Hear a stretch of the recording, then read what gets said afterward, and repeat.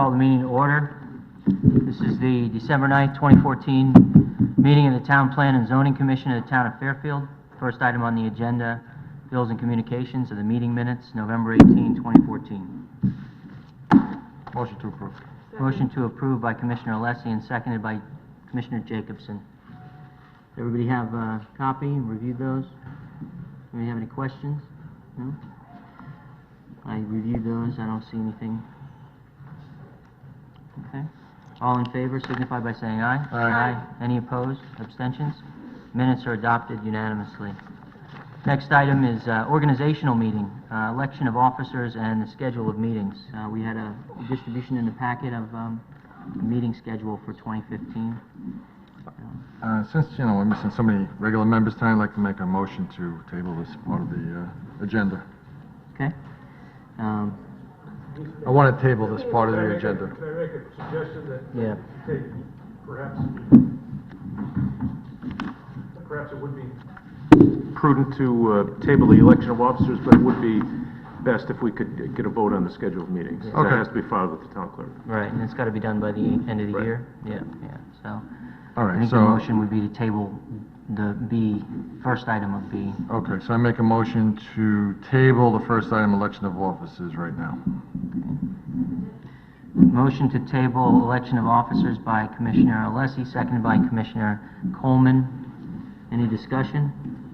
Will we bring that up later tonight? No, to the next. Would be, next regular meeting is January 13th, or at least on the proposed schedule is January Yeah. 13th. Correct. So it wouldn't come up until then. We could have a special meeting, if we There's no need for that. needed to do that. I mean, Carry it over for 13 days. yeah, so, is that okay with you? Yeah, all right. I mean, I think it's appropriate. Okay. All in favor signify by saying aye. Aye. Any opposed? Abstentions? Election of officers has been tabled. Next item is the schedule of meetings. I move to approve. Motion to approve by Commissioner Jacobson, second by Commissioner Coleman. Only question I would have is September 8th, is that around Labor Day weekend, is that when that is?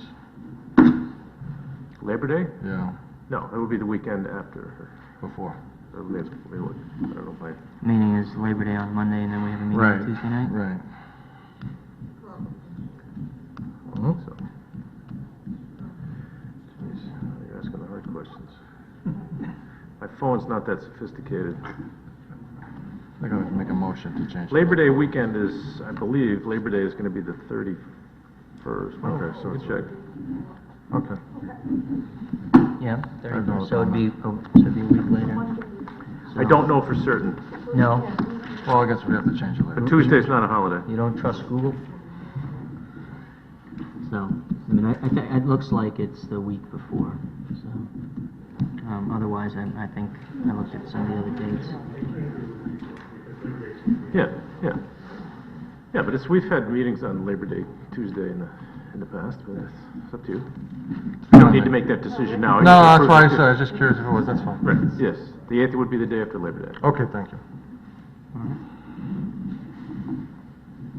I mean, so it's okay Yes, with me. Pat, check. Is It's fine, anybody man, no, else? it's fine, it's fine. Yes. That's fine. We're in a second, we're ready to go. All right. So a motion to approve, and it's been made by Commissioner Alessi and seconded by Commissioner Commissioner Coleman, right? Commissioner Coleman. All in favor signify by saying aye. Aye. Aye. Any opposed? Abstentions? So the schedule is adopted unanimously. Next item is closed executive session, discussion of pending litigation regarding 893 Sasco Hill Road. I make a motion to go to closed executive session. Motion by Commissioner Alessi, Second. second by Commissioner Jacobson. All in favor signify by saying aye. Aye. Any opposed? Abstention? We're into closed executive session.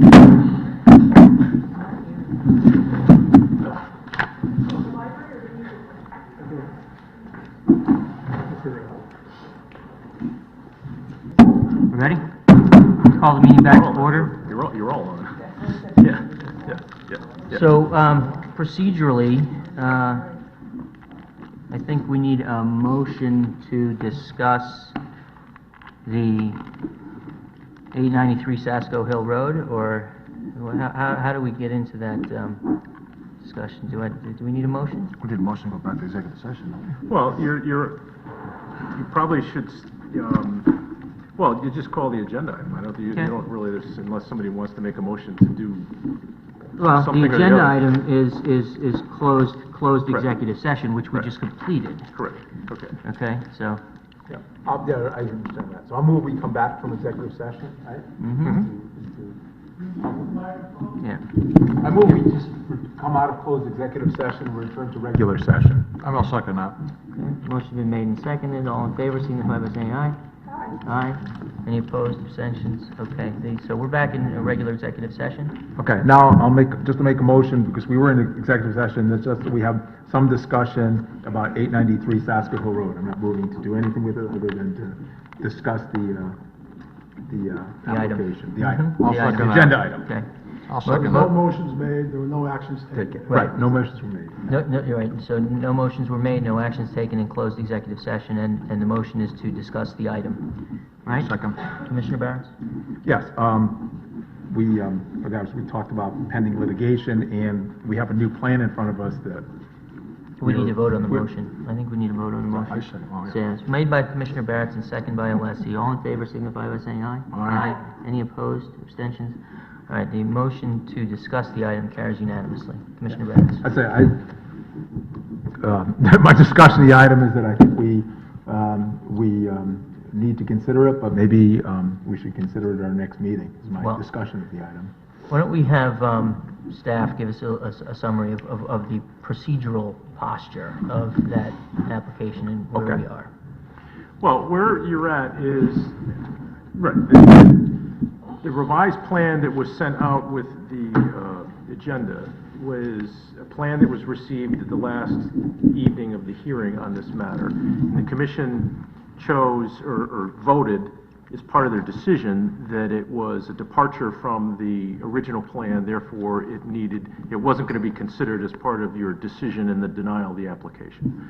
The court remanded that issue back to this commission to make a judgment as to whether you believe this map complies or does not comply with the regulations. So they're telling you, even though you chose not to review it, you now have to review it and make a determination of whether it complies or does not comply.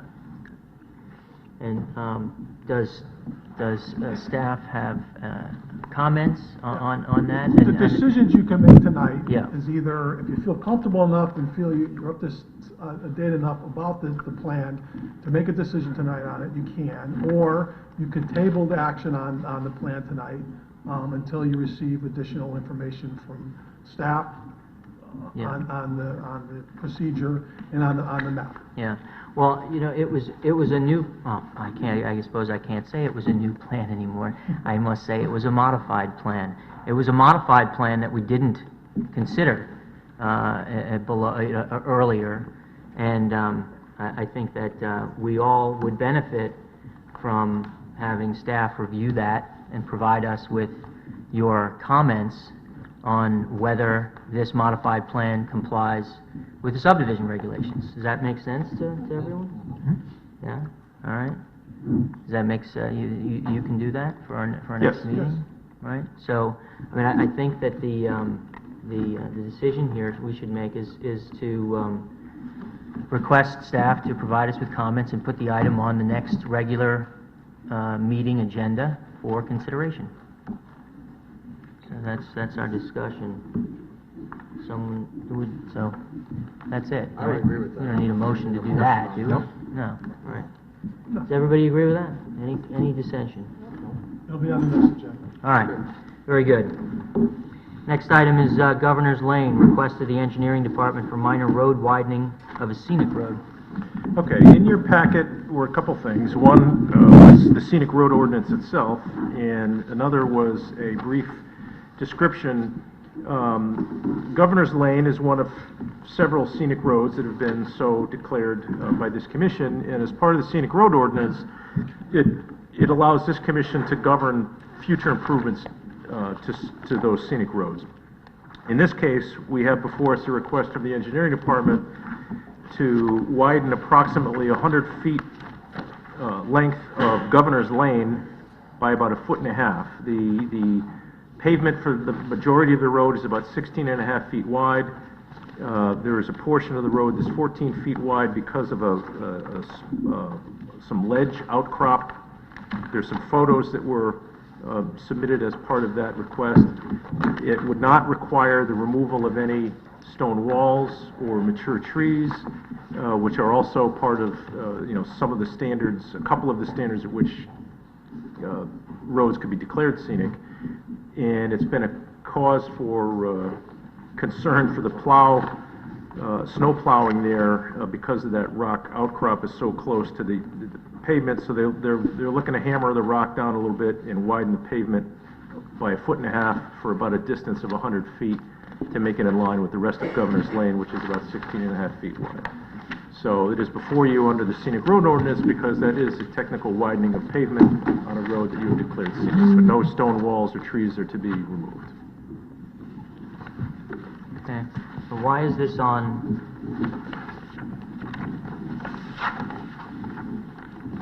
for bills and communications and not, Well, there's no application process, no application form, or it's just, you have the authority to judge whether or not this is an improvement that falls under your jurisdiction under the ordinance in the first place, and if so, whether you think this is an improvement that somehow degrades the scenic quality of this particular street. all right, well, I mean, I certainly have some thoughts on this. We should probably go have some sort of motion to discuss. So, Oh, okay, I'll move we approve the request of the engineering department for minor road widening of scenic road on Governor's Lane. motion been made to approve by Commissioner Barrett and seconded by Commissioner Jacobson. I don't really feel comfortable approving this on not even a compliance. I mean, we do have a couple of photos, but how do the neighbors feel about this? I mean, Well, it's shouldn't this be being- on for a public hearing and at least give the neighbors an opportunity to come out and say something about it if they object? Well, that's at your discretion. The aerial photo, this actually is being requested, there's a new house under construction, as you might be able to tell from the photos, at 155 Governor's Lane, which is along the frontage that's proposed to be widened. So it's really, this is kind of coming as a joint, the owner of that property has kind of pushed this matter to cause this request to come forward through the engineering department. The other abutters across the street were sent notice of the agenda, but, if you want us to do a little more technical outreach and ask them if they have any objection, there's no time limit by which you Right. need to respond to this. We could, send them a more direct notice to say if, whether, let us know if you have any objections by a certain date, and that would indicate to you whether or not there's any interest that might warrant a public hearing or not.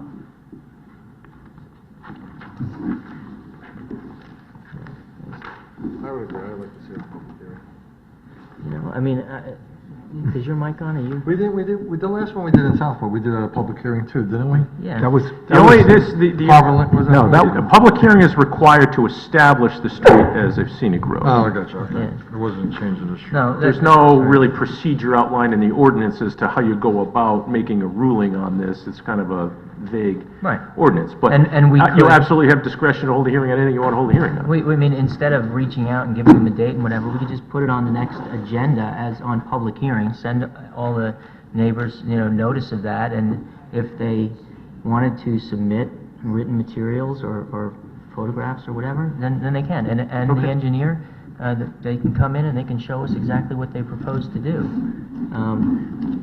Because it's not entirely clear to me from what we have in front of us exactly what they propose to do. Is it clear to you, sir? yeah, well, I mean, closer to it, but I mean, I have no issue with like trying to, make sure that people are okay with it. I understand our jurisdictions. It's not like once you make a scenic road, anytime they want to widen it at all or do anything to it, they have to, ask us if it's okay. That's really what this is. Yeah. It's not necessarily a public hearing.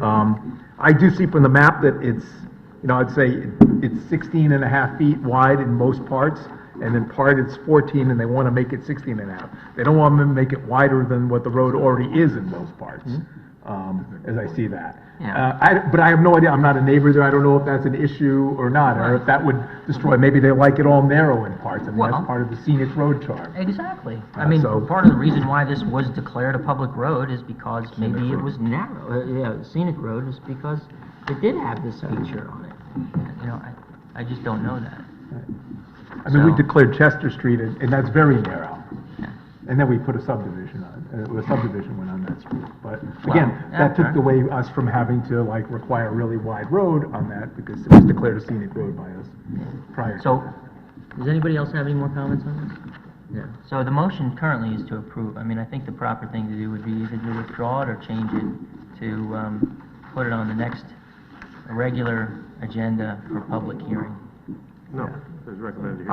I would draw the motion to approve it, and I'll recommend that we put it on our next regular agenda as a public hearing item. I mean, it's not really an Yeah. application, but it's a public hearing item, so it can be presented to us, and, Mm-hmm. you know, if anybody wants to speak on it, they can. And would you like to ask someone to come and present, you know, what's going to happen? Yeah.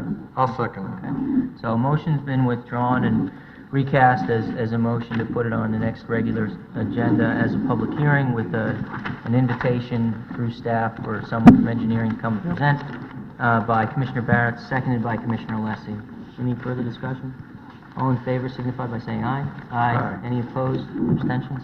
All right, the motion carries unanimously.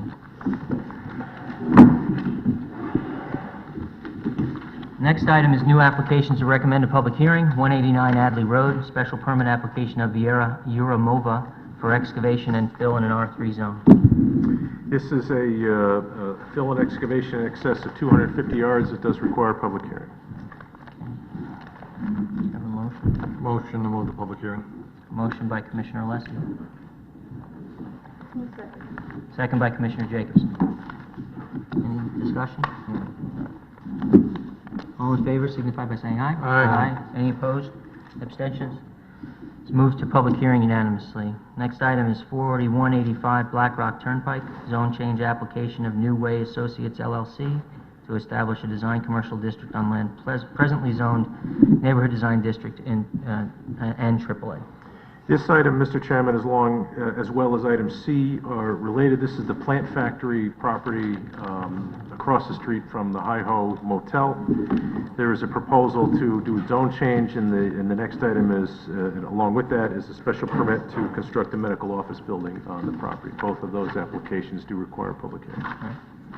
Okay. Make a motion, move the public hearing. Motion by Commissioner Alessi, second by Commissioner Coleman. Any discussion? All in favor signify by saying aye. Aye. Any opposed? Abstentions? Move to public hearing unanimously. Next is 4185 Black Rock Turnpike, a special permit application of New Way Associates LLC pertaining to the construction of a medical office building. I have no further comment other than what I've already mentioned. So, a motion? I'll make a motion to move public hearing. Motion to move to public hearing by Commissioner Jacobson, seconded by Commissioner Coleman. All in favor signify by saying aye. Aye. Any opposed? Abstentions? Move to public hearing unanimously.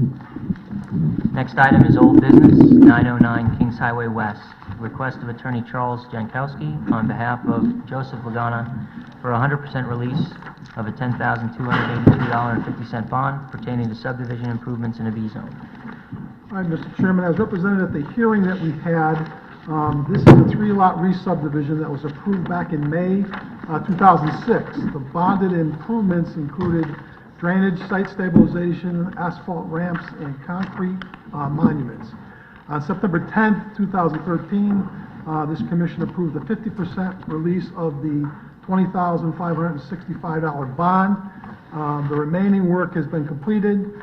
We have a report from the engineering department that recommends release of the remaining $10,282.50 of bond. Okay. Anyone?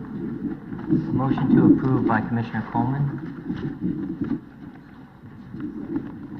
Second by Commissioner Francis. Any discussion? No?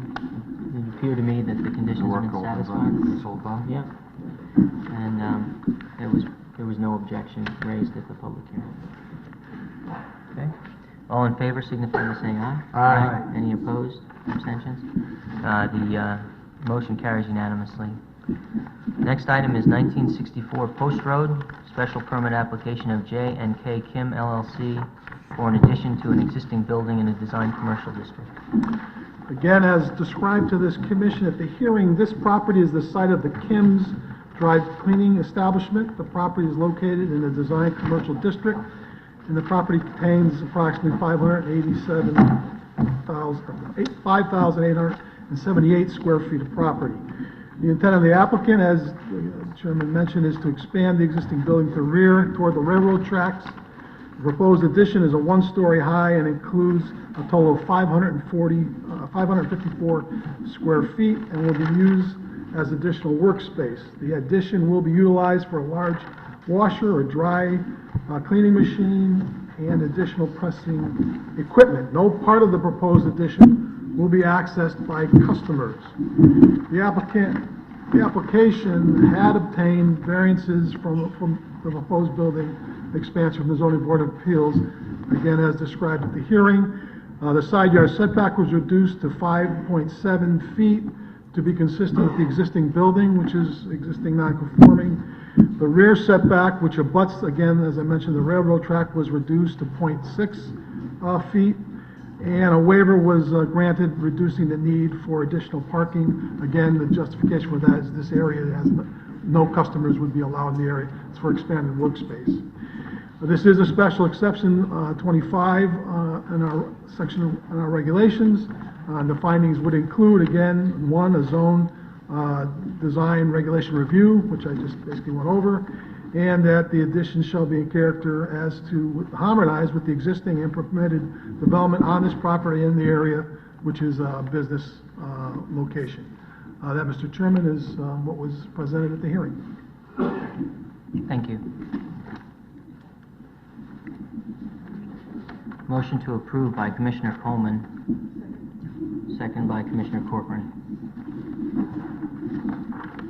Yeah, on this one, I would normally be concerned about an application that reduced the parking spaces from 3 to 0, but the parking would never have been accessible to customers, so it looks like the only people who are impacted are the Kims and their employees.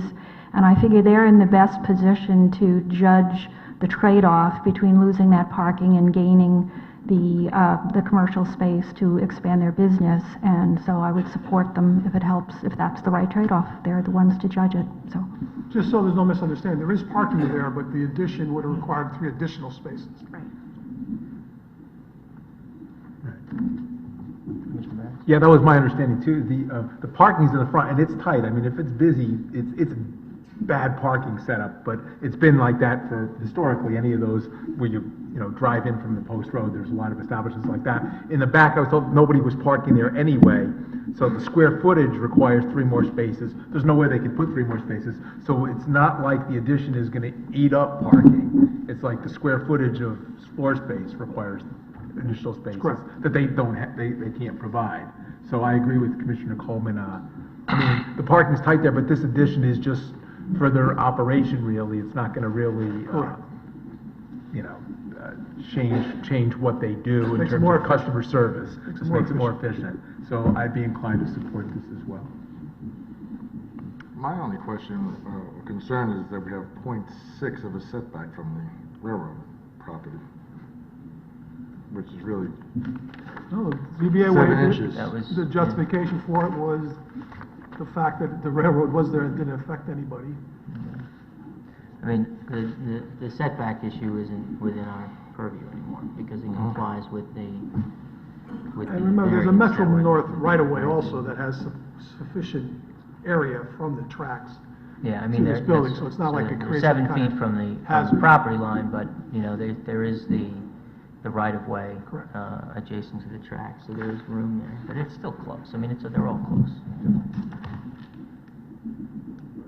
Anyone else? Yeah, I mean, I feel the same as Commissioner Barrett's.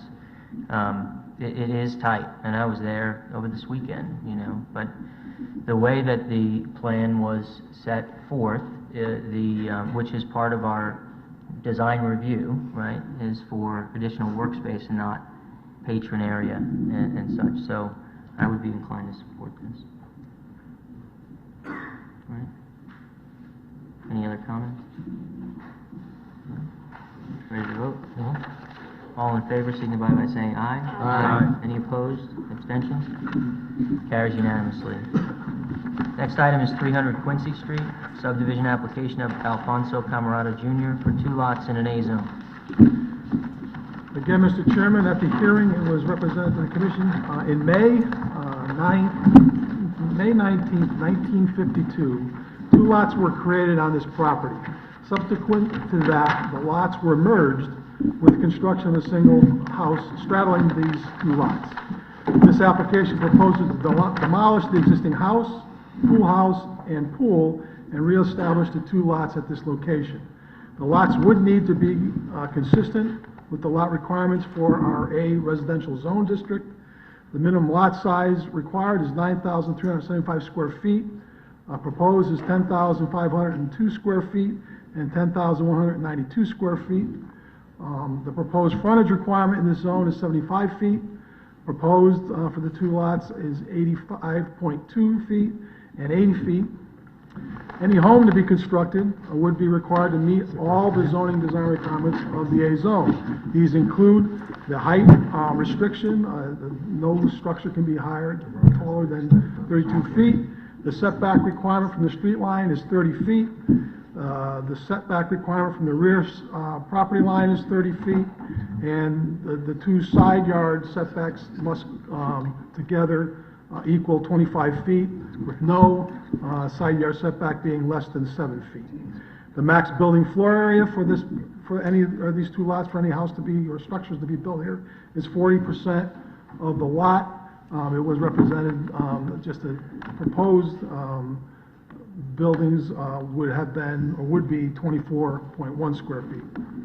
Again, well below what the max would require. Also, as part of this application, a new road construction, as shown on the plan, would create an additional 2,600 square feet of improved road, approximately 75 feet in length, which would, again, be included in the frontage requirement for the lots. That, Mr. Chairman, is what was represented to the Commission public hearing. Thank you.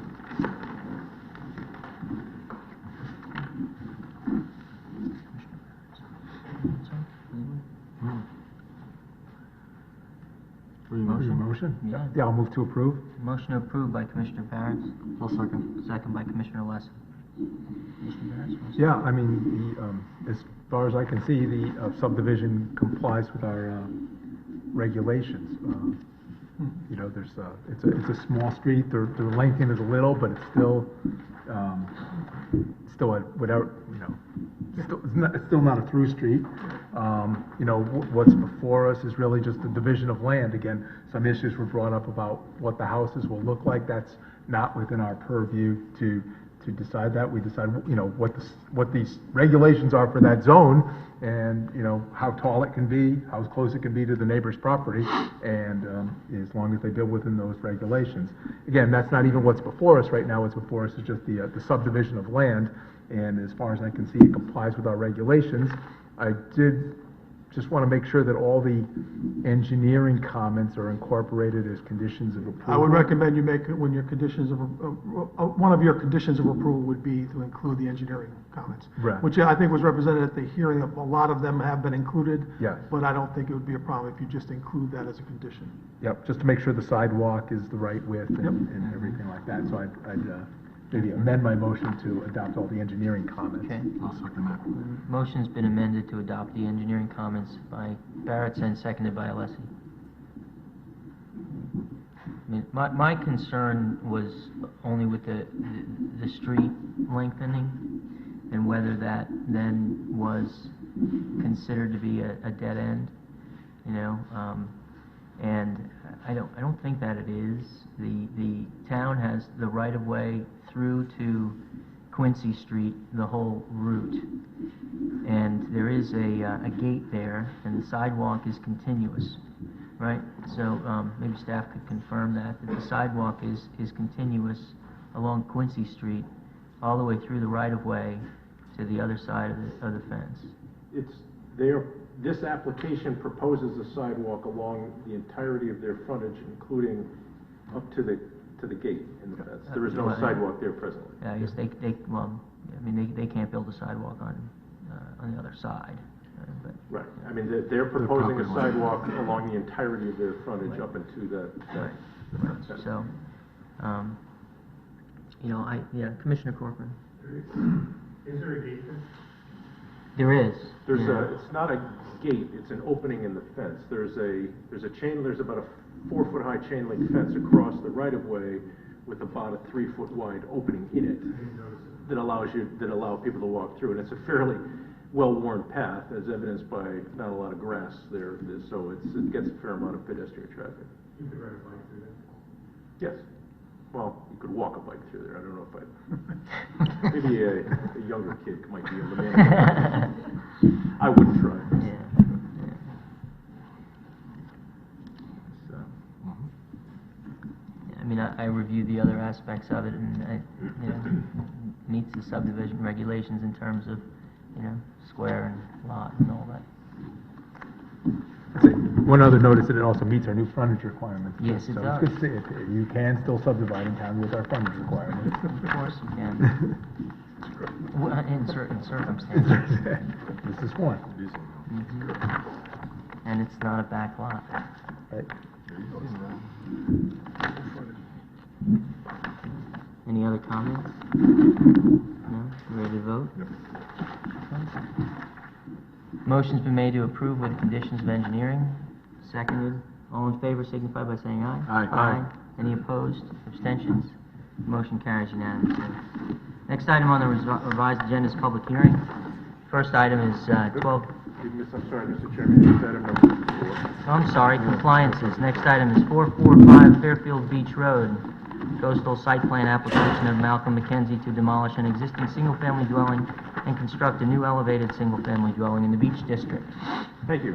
This item is before you because the dwelling that's proposed and the existing dwelling are within 100 feet of the one-year tidal flood line, which requires then a coastal site plan to be submitted. If this were beyond that boundary, it would be an administrative application to staff without the commission's review. But what's happening here is there's an existing 2-story dwelling and attached 2-car garage that are proposed to be demolished with a new elevated FEMA-compliant dwelling to be built in its place on relatively the same footprint, no closer to Long Island Sound than the existing dwelling.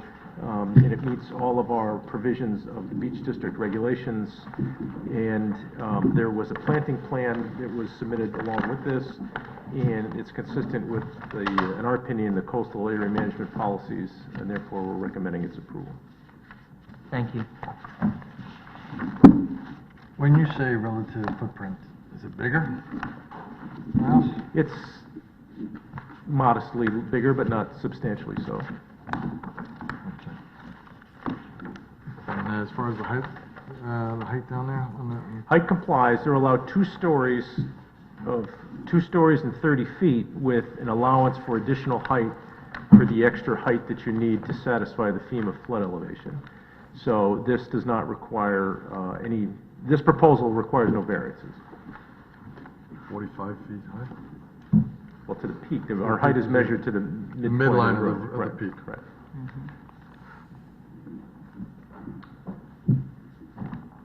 Okay. Don't have a motion.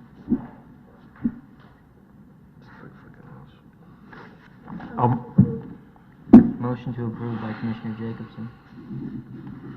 I'll second it. Second by Commissioner Barron. Okay. Commissioner Jacobson? As long as it fits the regulations and the staff recommends it, I don't really have a problem with it. I don't like the height, but I guess it fits the regulations. It's consistent with what you're seeing now with the new FEMA compliant residents. This is now the map change that came down in 2010 substantially changed the elevation, particularly for Fairfield Beach Road, by about 4 feet. So it is a fairly substantial difference from what was required before, but this is not, I mean, this is the minimum bar that FEMA has set. So this is compliant with that new standard. So any substantial improvement or new construction, and as you've probably seen in other parts of the beach neighborhood, post Sandy, where there's been a tremendous amount of number of elevations and complete reconstructions, it's fairly consistent with that height standard. But again, it does meet with our requirements. Commissioner Barrett? Yeah, could you just go, I don't know, how high up is this? I mean, like, what's the FEMA elevation required on this? FEMA elevation on this portion of Fairfield Beach Road has a minimum elevation of 15 feet above sea level. Now, that 15 feet is not measured to the first floor. In other districts, that's measured to the top of the floor.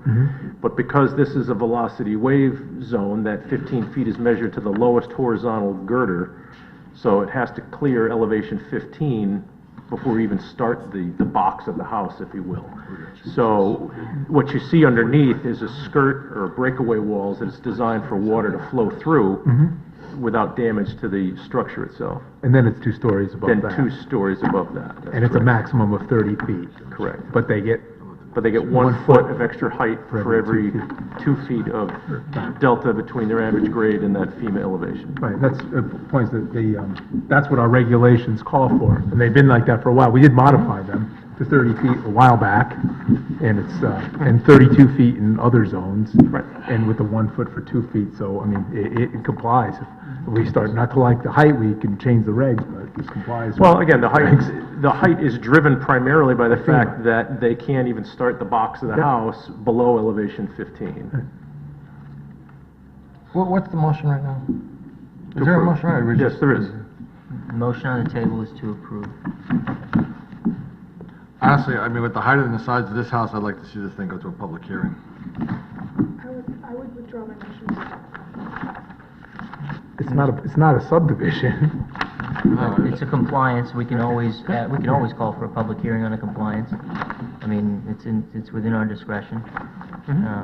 And have, the engineer, the architect come in and walk through the plans and explain the application, and it would also give the neighbors and the public an opportunity to be heard on the item.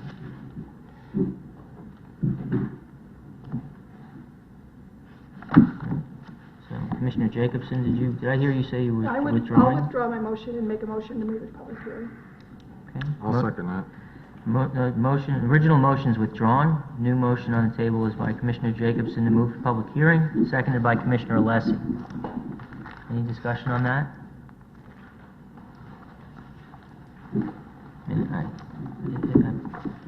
I would support that. There's no reason for us to do this on the fly like that, and I do think it important to give the neighbors an opportunity to be heard. Any other comments? Yeah, I mean, isn't this just in front of us because it's a coastal site plan application? Yes, that's correct. Right. And they filed a coastal site plan. Mhm. And we don't normally hear public, I mean, I don't mind, I mean, if you want, Well, we have- just understand what it is before us. Yeah. It's a coastal site plan application. We don't, We have heard about public hearing and coastal site plan application in the past. I mean, that's not out of the ordinary. Commissioner Francis? Has there been no notice to the neighbors on the other side of the street? I don't know that. Not directly by us, no. Oh, No, not by but us. it complies with our regulations, Yes, fully, completely. yes.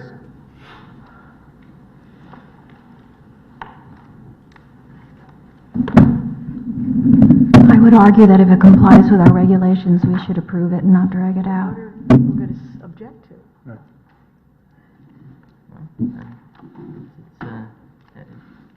There's a motion. That's what's on the table. All right. There may be,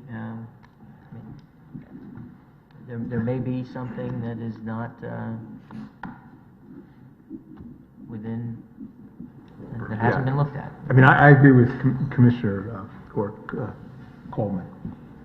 But, I mean, you know, if you want a public hearing, that's fine. It's, you know, you just don't understand what's in front of us. We're not talking about something that, if you're normally talking about whether something is too high or too close, the staff, you know, gauges that. This is in front of us because it's in the beach district and they have to submit a coastal site plan application with this, which we have in front of us.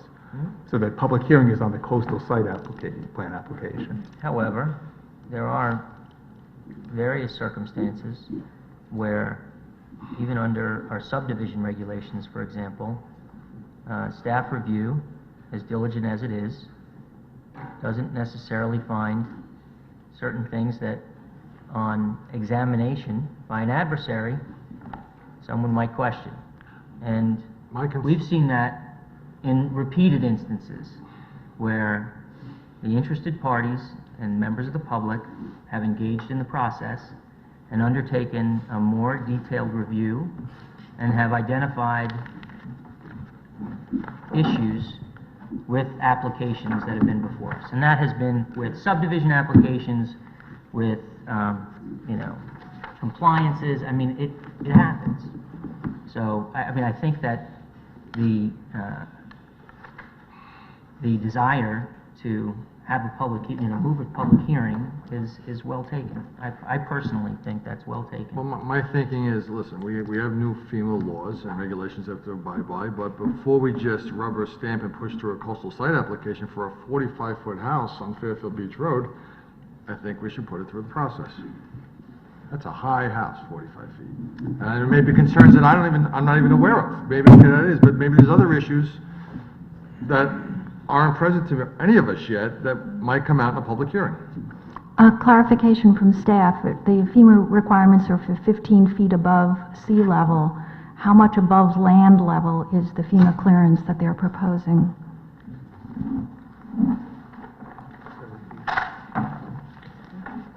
Just give me a second.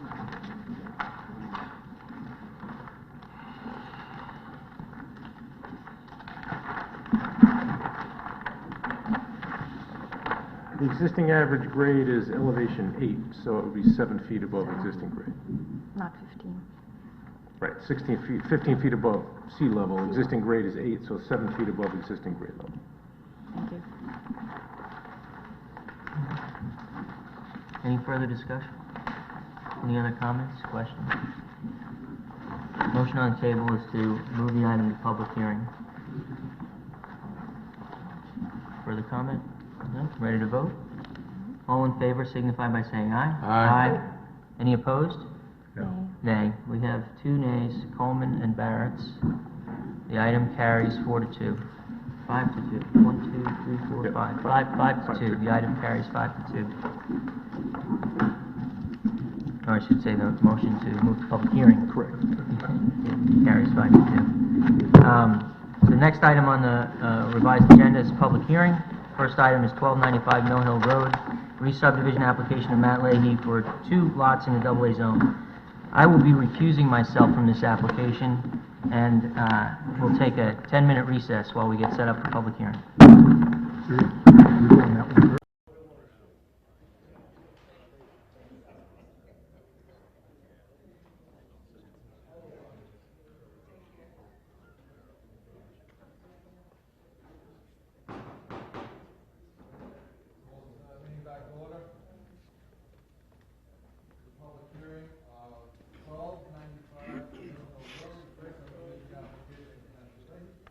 Two lots in a AA zone. Chairman Wagner has recused himself for this application.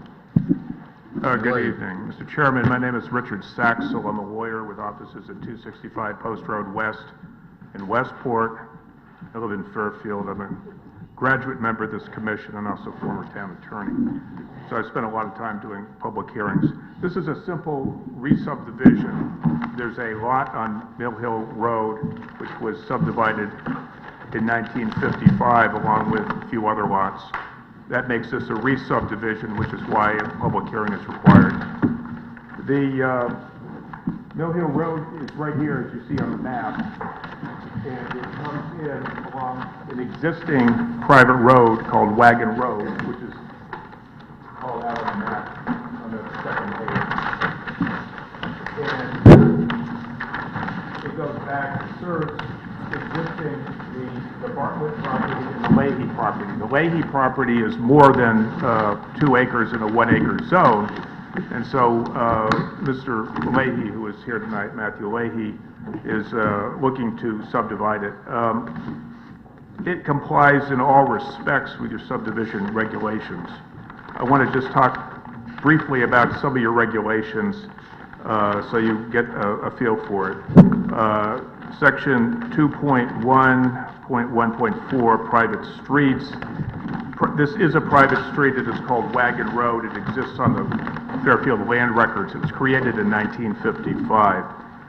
It is permitted in a AA district. This is a AA district, which is a 1 acre zone, as you know. What we're talking about here is, in effect, a rear lot, but rear lots are pursuant to 2.1.1.5 allowable in a AA zone, which is what this is. The street widths for a private street, 2.1.2.4, is requiring 20 feet, which is shown here. It's actually a 30-foot right-of-way on the old map, and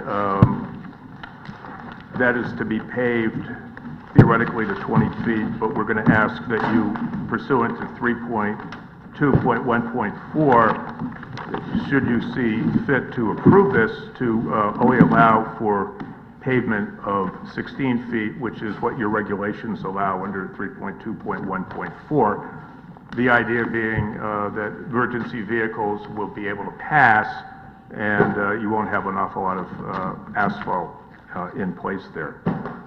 We went through and obtained a inland wetland permit. There's no issue with the health department. The engineering department, everything complies, and I want to address one comment a little bit later on, and obviously this water on Mill Hill Before you Road. say from the engineering department that everything complies, number 5 from Laura Pooley's report. I will come back to that, and I'll do it now. Okay, but don't tell me everything complies from I engineering. said, with one exception. Okay. And I said I will come back to that. Okay. And, Mr. Chairman, I'm very happy to start with that. Go ahead, whatever you, I mean, because I have several questions about this, but go ahead. That's fine.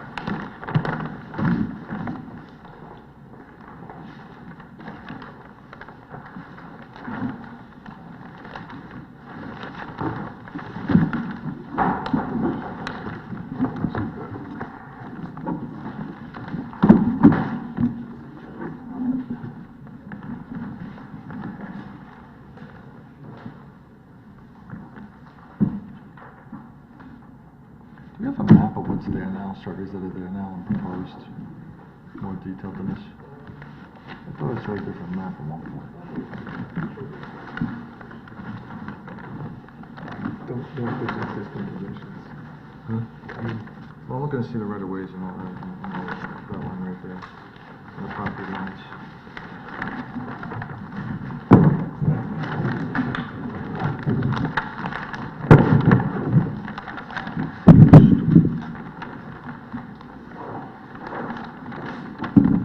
You would need to ask for, it's usually like an existing condition.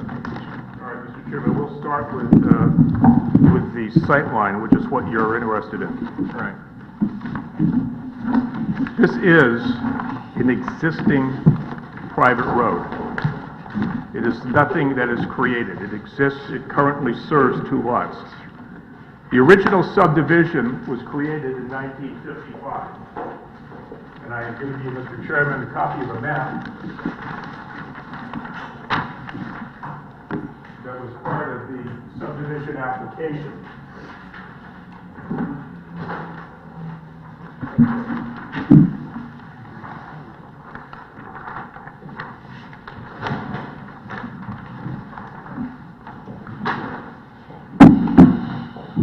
And you will note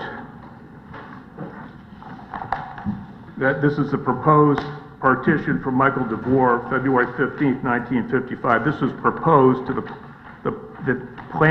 town plan commission. I don't know if they were merged at that point. and you will see the exact right-of-way that exists here and now on Walt Job's map. It went to a public hearing in 1955, and it was approved. And I am going to hand out and make part of the record a copy of the conditions of approval.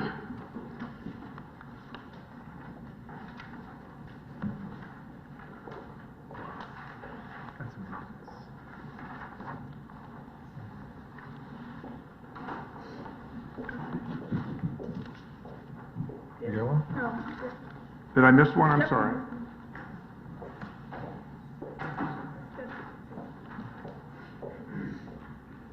So if you read the conditions of approval, number one, presentation of a proper record map and linen tracing. So this subdivision was approved. The other things, evidence of right to access land to get out to Mill Hill, and approval of the proposed lots to the health department. All of that was done, and subsequently in 1955, a record map was filed. And I am submitting for the public record a copy of map 2174 from the town clerk's office.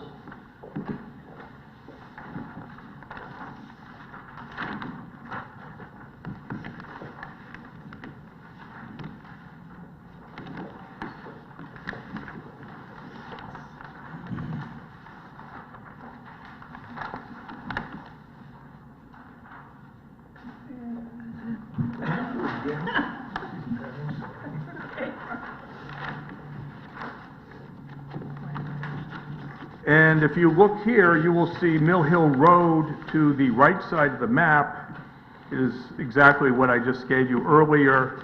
And you will see that Wagon Road, as it was called, and if you will look up by Lot 4, which is the current Leahy lot, you will see it called Wagon Road. Wagon Road is a private road, and it was approved by this commission in 1955. Nothing about this application is asking you to approve a road that does not already exist.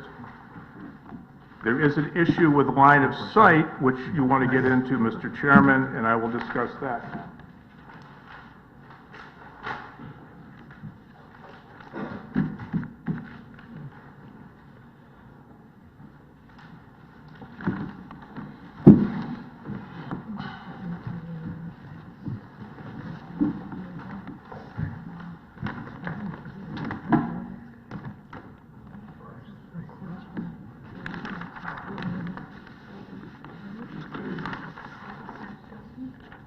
You have a map of the current site as it stands today? Yeah. No, we just made the map here complies with the regulations, and it shows the 2 acres that we're proposing to re-subdivide. The entire lot, I believe, and Mr. Jobs can chime in, it's the same as it was approved in 1955, is that correct? I think, I mean, it may not be relevant. I think one thing I was looking for, we just had a subdivision which had it as the first page, is was there an existing conditions map? Meaning, today, what does it look like as one lot and the two? And if you're just saying that it looks all like this, except there's no lot lines here over, I mean, I think we don't have an existing conditions map that shows what today it looks like. Well, I don't know what you're looking for, I apologize, I just don't understand. I'm looking for a map It shows one. pre-built, Pre-built, yeah. how it is today, without the cul-de-sac, without all the subdivisions and the properties. You're looking for an update of the entire 1955 subdivision map? No, it's usually like one page like this, except rather than have lot 1 and lot 2, it just has lot 1 on it. It has only Right one now, lot. so I can see what lot 1 looks like, and then before it gets subdivided. If you're gonna say it's just that, I don't want to see what this looks like Mr. after you're done. All right, Mr. Jobs, would you please? For the record, my name is Walter Jobst, professional engineer and land surveyor with the Huntington Company. I don't believe you have an existing conditions map in your possession, which would basically show what we have here for a re-subdivision map, sans the proposed turnaround and the split. We could certainly get that to the staff in the next day or so, if required. Yeah, I mean, just, it was the top page on the one we just had, not that it's relevant, we just had a subdivision before, so we Right. just decided. Yeah. The first page was existing conditions, this is one lot, the second page is, this is two. And just, it was pretty simple. Right, I agree. That's what I'm looking for. We can certainly generate one and get it to the staff. Please. Mr. Chairman? Yes. Well, I'm interested, Yes. so right now, there is no cul-de-sac. Well, technically, there is, it's just not as formal as this. I mean, you can actually turn around there. One of the things that will happen if this application is approved, Mr. Corcoran, is that certain things will be improved on what already is a cul-de-sac or a de facto cul-de-sac. It's being used here by the Bartletts and the Leahys, and if approved, would be used by the third lot, and it would become a subdivision which actually complies with your engineering regulations as they relate to cul-de-sacs. What you have there now is a very narrow road, which is frankly unsafe. Should emergency vehicles have to come in, that would be brought up to town standards. Go ahead. Sorry. No, go ahead. I assume there's a driveway to the house that's on there. Excuse me? Is there a driveway to the house? The Bartlett house? See, the question, like you say now, is where does this road end presently? Where's it going to presently? What's the present conditions? That's what I want to see now. Again, Walter Jobst. The existing driveway is shown on sheet 1 of 4, called site plan. Cover your second plan. It's the dashed line that is a lot going on. Comes in within the existing right-of-way, comes down here. So that means Bit of a turnaround here, and then continues on to the existing house. so the new lot will share that driveway? Is that what? Correct. This will then become, well, it is a private road, but this will be improved, widened. Presently, is it a road or is it a driveway? See, this is the problem. I don't know what it is right now. I don't know where this road is going into right now. So is it Is it ending road in or- someone's house? Is the road just continue and end in someone's front door? As I understand it, there is a way that you can turn around. Turn around. But there's no circle there now. It's There is just, no- it just continues straight to There someone's... is no quote-unquote cul-de-sac at this point. Okay, so we're building a cul-de-sac. We're building a cul-de-sac Okay. for emergency vehicles. So the way it looks on the topographical map here is that it just continues into someone's driveway, correct? And ends there. More or less, yes. Okay, so... And then, the Bartletts to the north also access their lot, more or less midpoint So, here. how wide is it? Currently, Yes. it varies 11, 12 feet in width. So that's really a driveway. You could call I it that, mean- yeah, I mean, it's a driveway width within a private road. We want to bring it up to standard, 20 feet width, although we're asking for a reduction in that width to 16. Construct a 40-foot radius cul-de-sac in compliance with regulations for a turnaround for emergency vehicles. I understand that, but presently, Presently, it's it's 11 to 12 11-foot feet wide. driveway that goes into someone's garage, ends in someone's garage. Eventually, yeah. No, It's now, access, now. it's access, yeah. Okay. I mean, eventually it ends in someone's garage. It's So it's not used road. by two, well, it's used by two properties. I would suggest, Mr. Chairman, that I mean, it may be- you could call it a paper road at this point, but it legally exists as a road as per the town map that's been on file since 1955. Well, I mean, what you showed me as far as the map you submitted and what's there, I don't know how we're gonna really do that. Staff wants comments on that too, because where's the map you just submitted to me?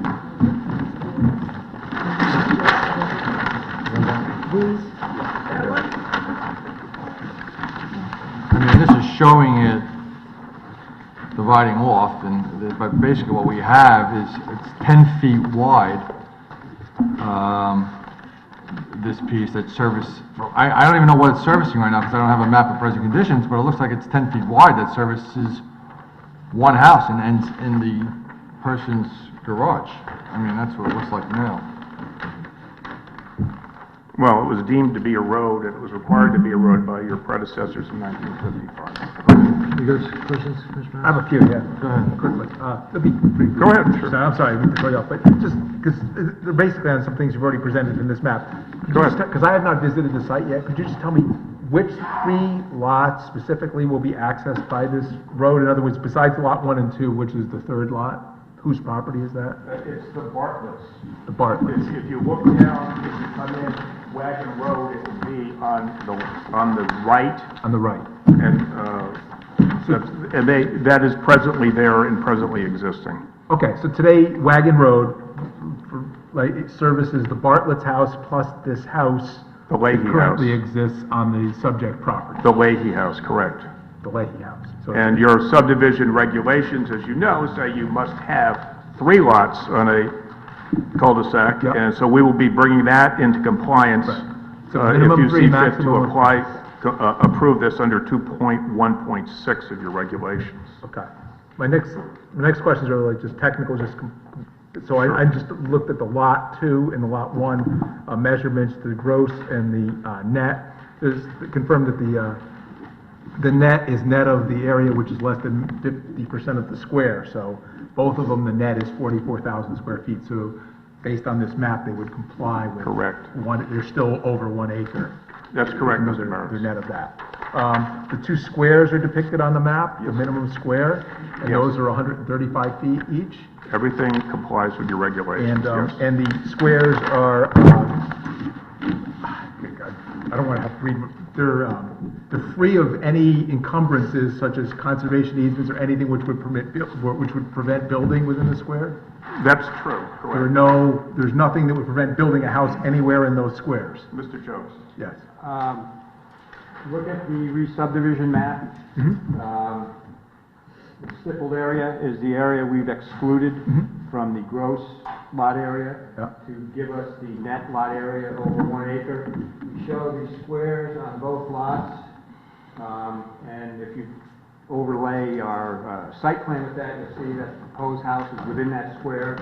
The existing house is partway within the square, but certainly the square, you have enough room there if you want to center it. Right, but there's nothing in the But square, there's no nothing in the easements square or as far drainage as or easements or anything? anything else that would prohibit the squares from being where we show them. Okay, because we've modified, that was actually a 2009 modification, our regulation, just making sure that it complies with current regulations. And then my final question is that last year we modified their frontage requirements, so my understanding is both of these lots require 135 feet frontage on a private street. Does it have that?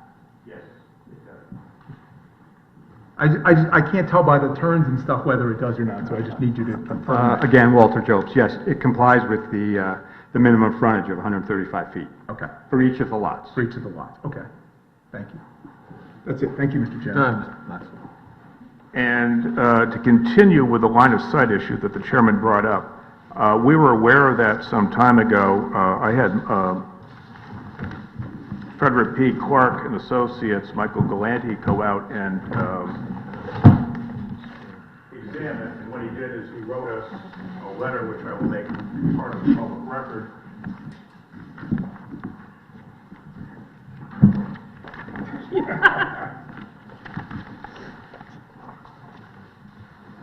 Mr. Chairman? Terry? Yes, go ahead, I'm sorry, Mr. Coker. Before we go on to this issue, we could do a little bit more on the... Yeah, please, go ahead. Let's do one thing at a time. So on the map, Yes. does this road service the Bartlett property? Wagon Road, yes. Yes, and so they have a driveway here someplace as well? Yes. Where's that?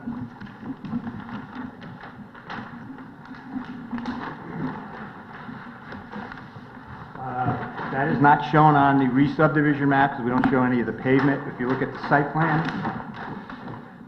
about midpoint of the drive off to the north, it's right about, yeah, it looks like your finger's right there.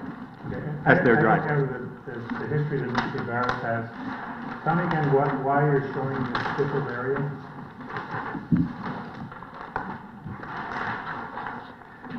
This is the area that is less than half the width of the required square. And so it's excluded from your calculation for minimum lot area, even though it is part of the lot and is owned in fee by the owner of the lot. But this is excluded from calculation of the minimum lot area to show that we comply with the zoning regs. The total lot area on lot 2 is 49,000 plus square feet. You eliminate the stippled area, which is under 4,500 square feet.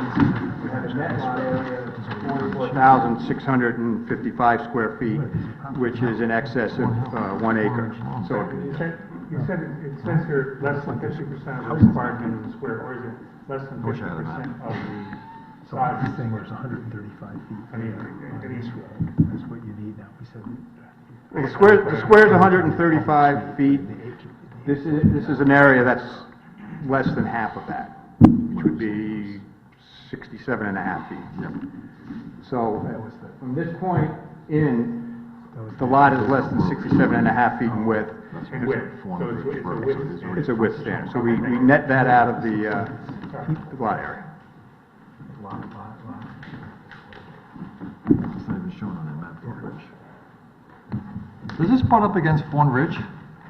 Yes, it does. How come Fort Ridge is not showing up on your map? Well, it doesn't abut it, it is close by. It is just down the road. It doesn't, two of the properties abut against Fawn Ridge. But and I will address an issue related to that, which appeared in an earlier comment, but I'd like to continue with this if I might. Yeah, I mean, I had other conditions about Wagon Road, but go ahead for now.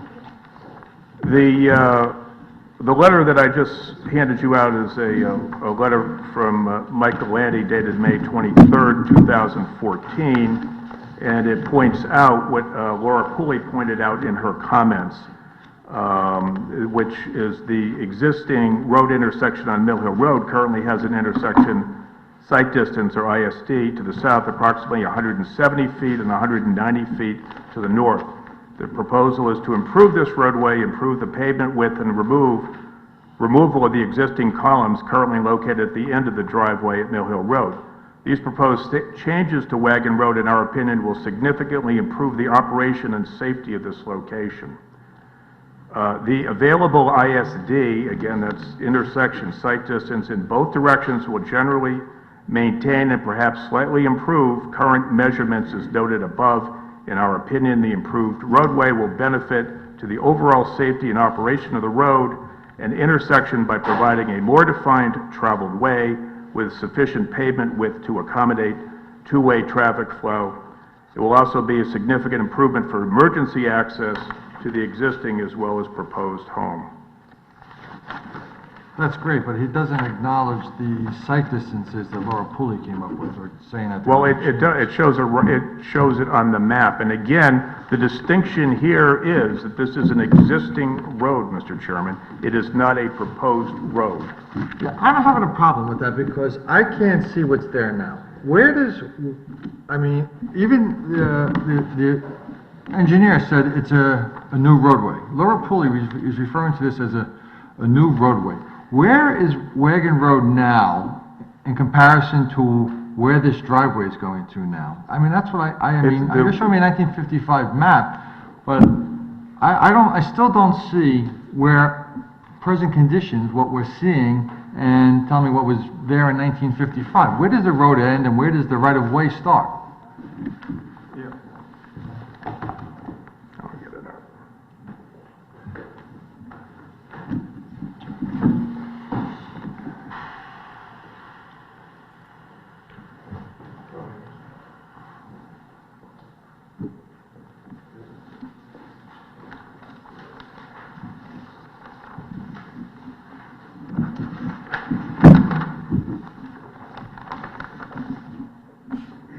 you look at your, again, for the record, Walter Jobst, if you look at your 55 record map, in conjunction with our re-subdivision map, you have above this heavy black line, a 20-foot right-of-way, and below the heavy black line, your 10-foot right-of-way. That's depicted on the 55-foot map as 20-foot right-of-way, a 10-foot right-of-way, by way of easement. We've shown the same right-of-way here, the limits of which are depicted by this two dashed lines. So does the Bartlett property have a right-of-way? Yes, They have the right to use this, yes. and they use it. And that's their access to their lot from this right-of-way.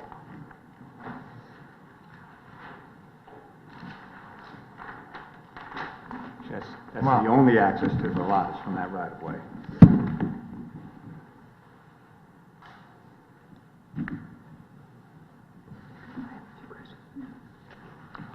Mr. Chairman? Go ahead. Oh, I'm sorry, go ahead. Go ahead. I'm confused because it looks like the proposed road, or the expanded road, is going to use up 30 feet, and you said it would be 16 feet because it looks like the dotted line goes Well, 30 feet is the width of the right-of-way. right-of-way. The width of the pavement that we've shown on the site plan is 20 feet. We're asking for a reduction of that to 16 feet. So the 16 feet is the pavement. The 30 feet is the actual right-of-way that we place the pavement in. But then when you get to the cul-de-sac, where it becomes the dashed line becomes a solid line, is that the right-of-way for the cul-de-sac, or is that the paved area? for the Actually, it's both. cul-de-sac? It is the paved area. It is the paved area, and it is... So it's going to become 30 feet wide within the cul-de-sac, and it's 16 feet wide outside of it?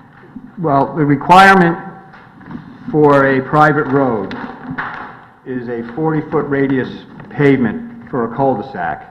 There's also a 40-foot radius required for the turnaround. So the pavement and the turnaround, the right-of-way are coincidental in the cul-de-sac.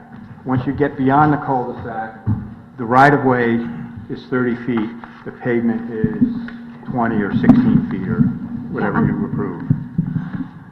So what we're really looking at within this area is the right-of-way, not the paved area. On the re-subdivision map, what you're looking at is the right-of-way, correct? Okay. Do you have one that shows the proposed paved area? That's on the site plan, the next sheet down. Sheet 104. This is not true. What are the little squiggles? Tree line. Tree line? Oh, these? Yeah. That's the edge of the tree line.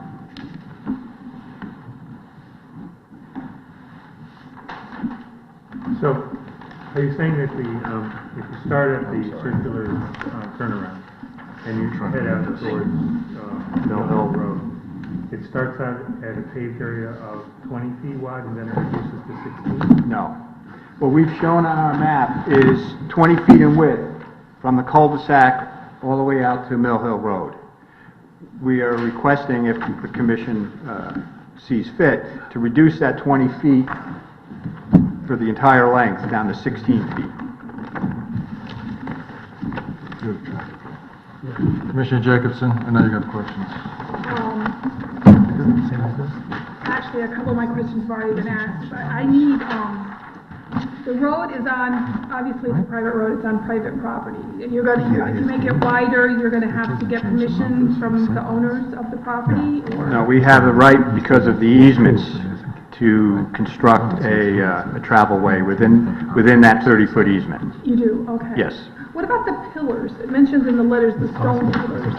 Whose property are they on? Two existing pillars. Yeah. The northerly one will stay because it's outside of beyond the edge of the new proposed road. Okay. The southerly one will be removed because it's in the center of the proposed pavement. Okay. Because the existing pavement is only 11 feet wide there between the pillars. So the southerly one will be removed. Well, they only have 190. Right. I agree, okay. Attorney Saxel, anybody have any other questions? I'm reading this letter from, Mr. Galante. Mr. Galante. Yes. The proposed changes to Wagon Road, but we haven't even determined if this is Wagon Road, in our opinion, will significantly improve the operation and safety of this location. The available ISD in both directions will generally maintain and perhaps slightly improve current measurements as noted above. But he doesn't give measurements of a minimum sightline of 240. That's correct. Okay, so, according to Laura Pooley, provide design criteria used and required sightline distance, using intersection sight distance at 25 miles per hour for slope of road 3% of less, 240 feet is required. Plan indicates that 190 feet and 170 feet are actually available lines of sight. These distances exceed the 150 required for stopping light distance for a vehicle traveling Millen Plain to stop in time for car pulling out from the new roadway, which she says. But for cars pulling out onto Mill Hill Road, the required distance is 240 feet. These distances, therefore, do not meet the minimum required sightline distances for the proposed intersection. So, Mr. Galante did not come up and say different numbers. He said in his, right here, maintain and perhaps slightly improve current measurements as noted above. That's correct. And if we were asking for a new road, Laura Pulley's comments would be correct. We have, sir, an existing road. It has existed by order of this commission since 1955. It is a record map. It exists. It is already... But in the town engineering department sees it as a new roadway. I don't know what the town, she did not know about the 1955 map, at least when I spoke with Mr. Wendt after those came, after her comments came. What I can tell you is that this is an existing road, and it is an existing road for the Bartletts and for the Leahys. And I can also tell you, and I would like to make this an exhibit, because I think you're entitled to ask about whether or not this is a safe intersection. You have Laura Pulley saying, well, the ISD ought to be a certain distance, and it's not. What I'm suggesting to you is it's not relevant because this is an existing road. But beyond that, we went, Mr. Leahy went, and we looked at every accident in this section of Mill Hill Road for 5 years. There were 4 accidents.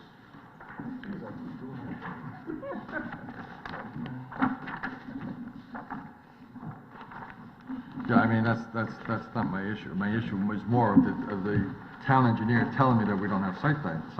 Well, that's my issue. That speaks for itself. What I'm suggesting is the road exists.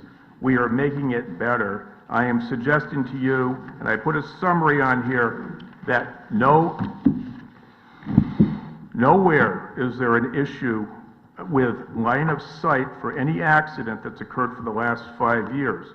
Now, as long as we're going to get into that, minimum sight line distance for the neighbor to the left and the neighbor to the right as you come out on Wagon Road also does not meet the minimum requirements, but yet there have been no accidents there. Under your regulations, you can take into account public safety and the like, and what I'm suggesting to you, sir, is that this is a safe part of the road, and it will be made safer by an approval which will allow the right-of-way to be expanded. I have one other issue to talk about, which is the one I was going to dispose of at the beginning to get out of the way.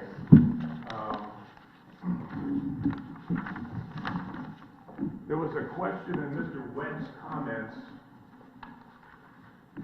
Okay, thank you. In July, as we were going to inland wetland approval as to whether or not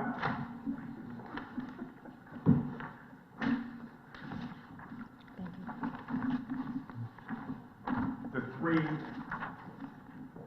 or the currently 2, or proposed 3 properties on Wagon Road would have access out to Fawn Ridge, which is something you had mentioned, Mr. Chairman. What I have submitted here as an exhibit is a copy of 6 deeds, the 4 on Fawn Ridge, and the one for the Bartletts, and one for the Leahys. What you will see is that that Fawn Ridge is a private road. There is no way in which Mr. Leahy or Mr. Leahy's subdivided lot, if you approve it, or the Bartletts have any right to get out to Fawn Ridge. So that were you to approve this, there would be the 3 lots on the cul-de-sac, and there'd be no possibility of reducing that in the future. I don't think that's a significant issue, but since it was in the record, I wanted to mention and dispose of that one. So one of your lots you're proposing already has frontage on Fawn Ridge Lane? No, not on they have frontage on property that uses Fawn Lane. It does not directly abut. And if you read the deeds, and the cover is from Steve Maggio, who is a title searcher and somebody who has been in the title insurance business and who was a former member of this commission, and what he basically has said in 2 sentences, and what I also said from having tell you basically, having looked at these deeds, is there's no right for either the Bartletts or the Leahy subdivided lot to access Fawn Ridge.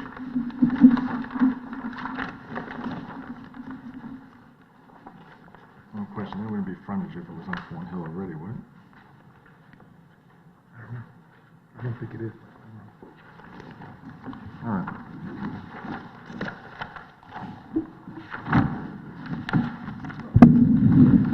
Where does this right-of-way off Fawn Ridge go? See this property here already has Across- Excuse me? Where does this right-of-way off Fawn Ridge go? It's Mill Hill Road. Oh, okay. Feeds into Mill Hill Road. This is the property here where we have frontage on Fawn Ridge. Yeah. That's what it's showing here. I think it's close in the area, but before it's in the area. Yeah, but I don't know if that matters, I can't get down to it. I don't know. I mean, they're not stating that they can. Right. Does lot 1305, I mean, is it considered frontage on Fawn Ridge Lane now? I guess that No, would it be doesn't. Fawn Ridge your, is that your Bartlett property? Bartlett? I don't know, I'm trying, it doesn't show me on this map, I mean, it's not even showing on this map here, Fawn Ridge Road. 1305 Ridge is the Lane. Bartlett property, which has no access on Fawn Ridge. The only access is on our right-of-way out to Mill Hill Road. But it has frontage on Fawn Ridge. It abuts Fawn Ridge. They don't have any right to use Fawn Ridge. Fawn Ridge is a private road and is owned by 4 owners, none of which are 1, 2, 3, and people that are presently using Wagon Road.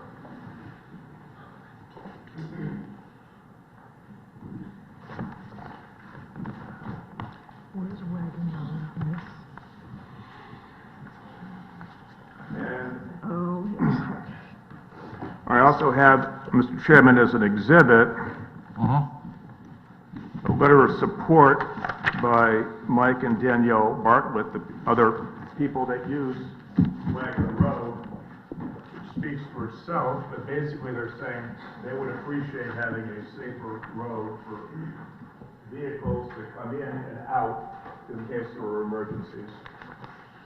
And as you can see from the comments, that this will be, Wagon Road will become safer if the improvements are made.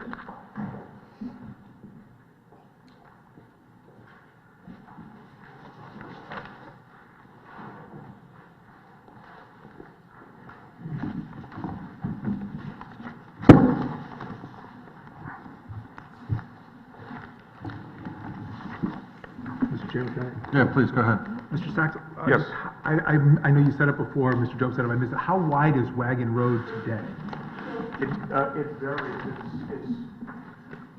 The paper road is whatever it needs to be. The traveled way is small enough so that both the Bartlett's and the Leahys are concerned that were there a fire, there would be no way a fire truck could get down it. If you approved it and it was paved to 20 feet or even 16 feet, that would improve the safety of those existing houses on this road. Right, that was really where my question was going, like, if we approved it as the plans call for 20, is that what they're saying, or would they be happy with it? Because you're asking us to go to 60, to approve it as 16 feet. I Would believe- 16 feet also enhance their safety? Absolutely, The, without hesitation. Okay. Yes, it will. So it's probably significantly less than 16 feet today in parts, I would think. I think Mr. Jobs was suggesting that it varied in width, but it was maybe 11 feet or something like that. And that's the way it's been since it was built in 1955. So really enough for one car just to get down there and Yeah, I don't think you want to pass. you could never pass, no. No. Okay. Not a happy situation. Okay. So that, again, if you look at your subdivision regulations and you look at the statute, you're talking about making things, taking into consideration safety. And what I'm suggesting is, for the 2 existing lots and the proposed 3rd lot, this will be safer. For going out to Mill Hill Road and line of sight issues, there has not been a line of sight issue that created an accident.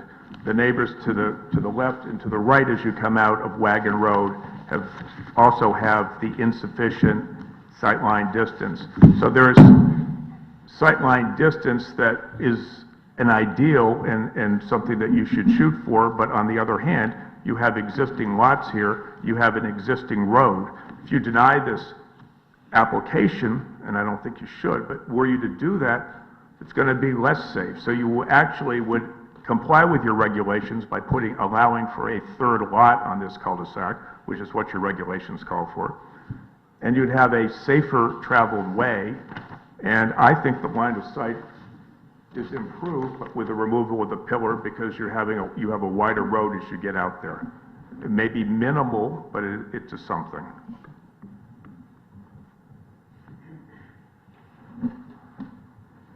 Mr. Chairman, Go ahead. I'm sorry to be dense above and beyond the call of duty. I'm looking at the site plan on the 2nd page, and you had previously explained that those dark lines represented the right-of-way, 30 feet, 10 and 20, and then within the cul-de-sac, it was also the right-of-way. I'm trying to figure out where the actual road will be and what the cul-de-sac paved area will come to. This line right here is the proposed edge of the pavement. And that'll come down this way until we get to the And then it goes cul-de-sac. all the way out to the... Then by the requirement, right-of-way. it has to be 40 foot in radius. Then it'll come back and it'll be this line. And it gets lost because I got so much going on there. Yeah. And it'll come down here. So this is it here? This is it here, yes. Thank you. And then it'll come down that way. So it's there. 20 foot, yes, 20 foot, more or less centered within that 30 foot right of way. Thank you.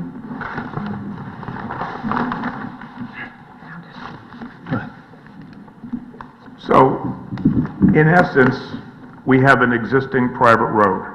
I'm going to call it a private road. I'm going to say legally it is a private road. I don't see how you can conclude it any other way. It will become conforming with your lot if you approve this subdivision, your subdivision regulation, which requires 3 on a cul-de-sac. It will be safer for the people on the cul-de-sac. You're going to have a line of sight that's going to either be the same or better, according to Mr. Galante, and you have no history of accidents here. I maintain that there is an existing private road. We're not asking for a new one.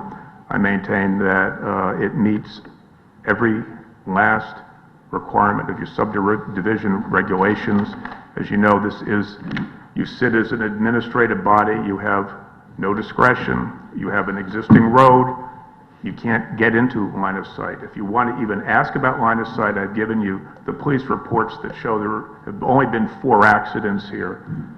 Well, you know, people backing out. One was in a driveway. That has nothing to do with the road. It has nothing to do with the line of sight. And then, of course, there was a 16-year-old kid that flipped his car because he saw an animal slightly larger than a squirrel. That's not a sightline issue. So, This is an application which I believe you must approve in your administrative capacity, sitting as the Planning Commission.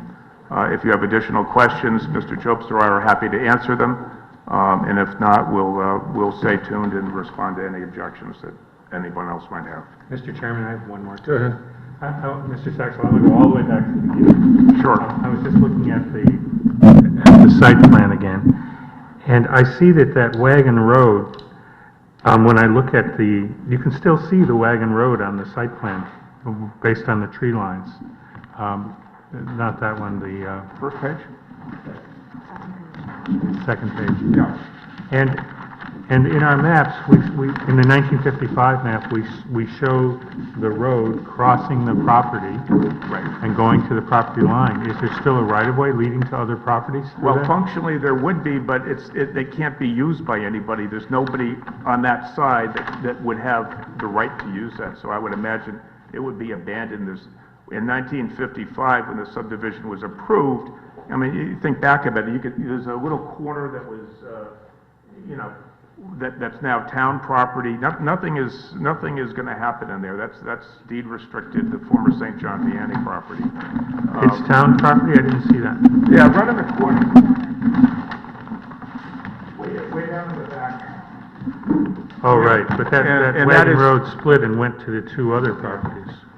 And again, there's not going to be a possibility of any development there, and that's the one place where the town property was if there was actually a wetland that was off-site. I think what Commissioner Cochran's trying to say is if what you have here on a 1955 map, this road is presently splitting off into two people's backyards. Is that what you're trying to say?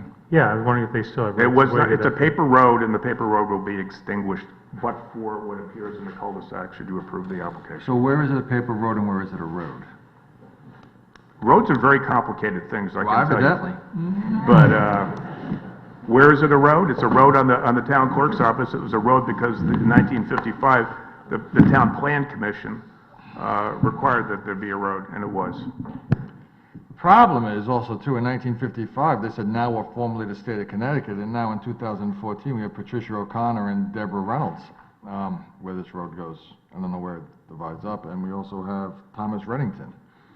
So. Well, now we're formerly Thomas Reddington. They all have access out to public roads in other directions. No, I understand that, but I mean, if this is what we're saying is a road, we're gonna have to find out better about this situation. I mean, we have this in people's backyards. So, where before it was formerly the state of Connecticut, so. Now, if you want to make a condition of approval that anything that is not as shown and depicted on what Mr. Jobst has been discussing, if you want to have that to be abandoned as a condition of approval, we're happy to do that. And the person that can abandon it is Matt Leahy, because he owns it. Nobody else has rights to it. To the road? Correct. What about Patricia O'Connor and Thomas Reddington? Because what we're seeing on this map is the road is in their backyard. Actually, I don't think the road goes exactly all the way. Your dotted line on your map that you submitted from 1955 shows it on their property line.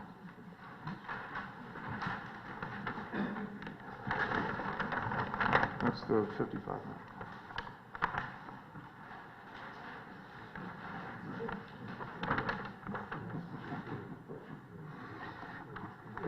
You're talking about the small dash lines that Yeah. that are labeled Wagon Road? Yeah, That is not the right-of-way, that is a that's a travel... road. That's a travel path. Well, at some point, we have to distinguish which is a road and which is a travel path, and which is the property line and which is the town. Because you want me to say it's a road over here, but over here you want me to say it's a travel path. So what do we, you know, But the 55 map, the 55 map, yeah. is 30 feet up to this point. You have a 20-foot easement up to that point. You have a 10-foot easement up to this property line. That depicts the private road. This small dash line just shows a wagon trail. No, a it says driveway. Wagon Road. It is says what wagon, says. it says Wagon Road. Road, which is where this name came from. Okay. It's not the right-of-way, it depicts a path that is traveled over by wagons. But you want me to say it's a road. You're saying I'm Wagon not- Road's I'm a not- road. No, I don't want you to say that this is a road, because that doesn't depict a road. This portion here, where it shows 30 feet in width, is the road. No. Once you get into the Well, lot... I'm sorry, Mr. Jones. On the map you showing me, it says Wagon Road here, it says Wagon Road here, and it says Wagon Road right in the middle of the property. It doesn't say anything about Wagon Road where it meets Mill Hill Road at all. It just says right-of-way. That's all it says. There's nothing determined on this map, distinguished on the right-hand side of this map, that says Wagon Road. It does say Hanson and Francis Mason Hanson property with a right-of-way. But there's no Wagon Road on the right-hand side of the map at all. It only shows me on the left-hand side of the map, and right now, it's going through somebody's living room, and then divides into people's backyards. Yeah, well, nobody has rights to the property, The, other than Mr. Lake. the right-of-way over the Hanson and the Melnick property depicts the private road, depicts that Lot 4 on that 55 subdivision map has the right to pass and repass over that area. Well, let me ask you a question. The Wagon Road is a surveyor's terminology from back in 55 to depict a travel path through the property. You're trying to tell me that there was a road determined in 1955, right? This 30-foot portion, yes. Well, then why doesn't it say Wagon Road here? Why does it just say Mill Hill Road? Why is there no Wagon Road there? And why does I only see on the map Wagon Road dotted line dying off in the Hanson property and not going out, and a dotted designated line going out to Mill Hill Road? It doesn't show that at all. It just intersects with the right-of-way. All I can do is explain what I have before me. I understand what you say that, but yeah. I mean, it's just not. I mean, in standard practice,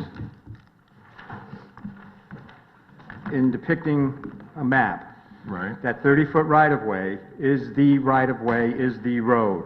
The short dashed lines that have Wagon Road on there could be a dirt path that a wagon traveled over at some point in time, But the back map- in But in 1955. the 1955 map, it says right-of-way. It doesn't say Wagon Road over there. Why is that? Well, Wagon Road is the name of the road. The right-of-way is what counts. You could call that Joe's Drive. It just happens to be named Wagon Road. It's the 30-foot right-of-way that is the important part that establishes a roadway at that point. All right, let's move on. It's not making sense to me.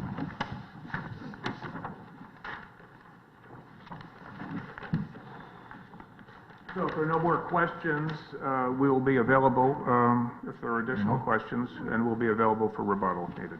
Thank you very much. Thank you, sir.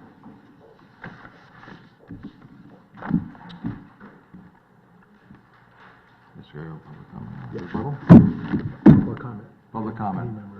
Any member of the public like to be heard on this? We're going to move this to public comment.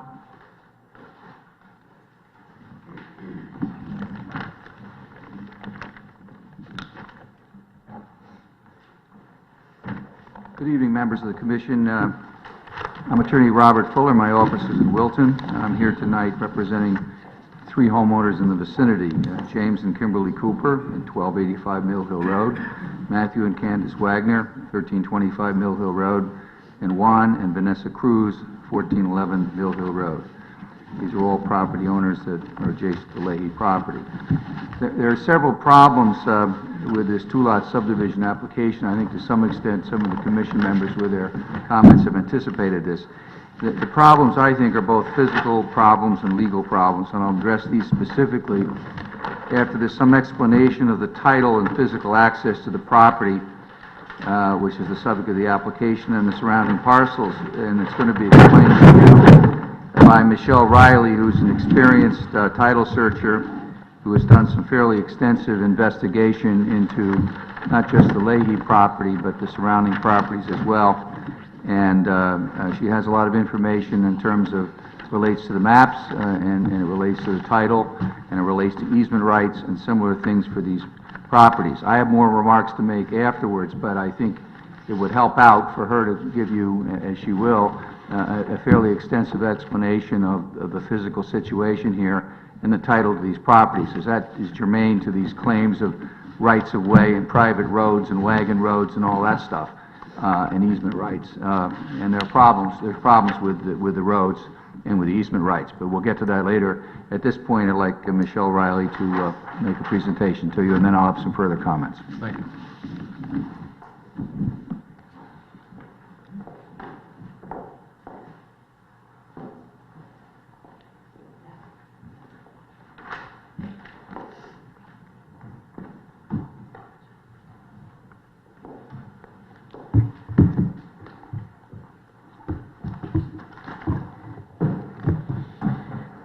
Hello.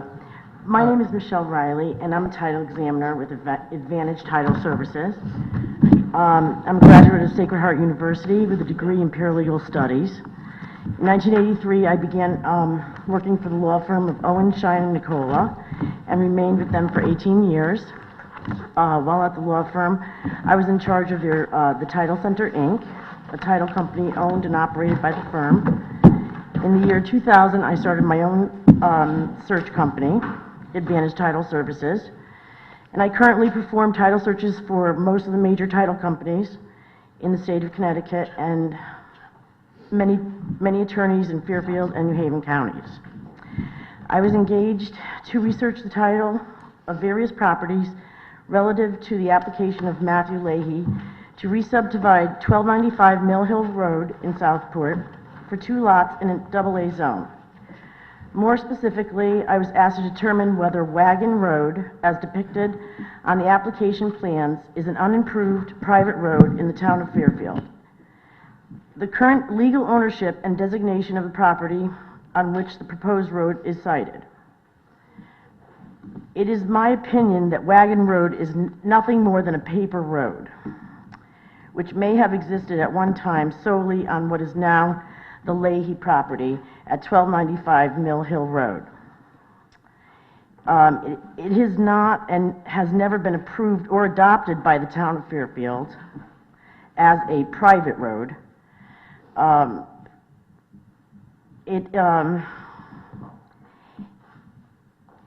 Wagner's, it never existed on the Wagner's property or the Cooper's property.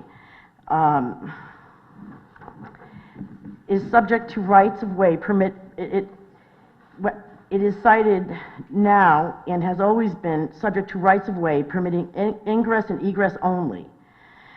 That such ingress and egress has always been depicted on a historical documents as a right of way with a dirt or gravel driveway. That the assessor's map shows the right of way only and not a private road. That 1305 Mill Hill Road only has a 20-foot right-of-way over 1325 Mill Hill Road and does not have a 10-foot right-of-way over 1285 Mill Hill Road, and that 1305 Mill Hill Road has approximately 180 feet of frontage on Thorn Ridge Lane.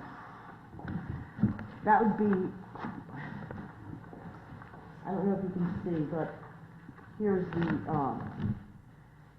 this is the Leahy property right here. This is what they were calling Wagon Road. It's actually just, it's owned by, the 10 feet is owned by the Coopers. This 20 feet is owned by the Wagners. That's what they were calling Wagon Road, but is actually, does not, it's just a right-of-way. It's not a road in the town of Fairfield. Doesn't exist. It's a right-of-way where a driveway today exists, or cars travel over that today. They have the right to use it for ingress and egress. Right. To maintain utilities. Yep. And such. What is it now?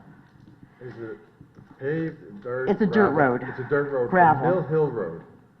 Off of Mill Hill Road. Okay. And where does it go? It just goes, oh, okay. There you go. Sorry. And where does that end? It ends at the, what these are shown on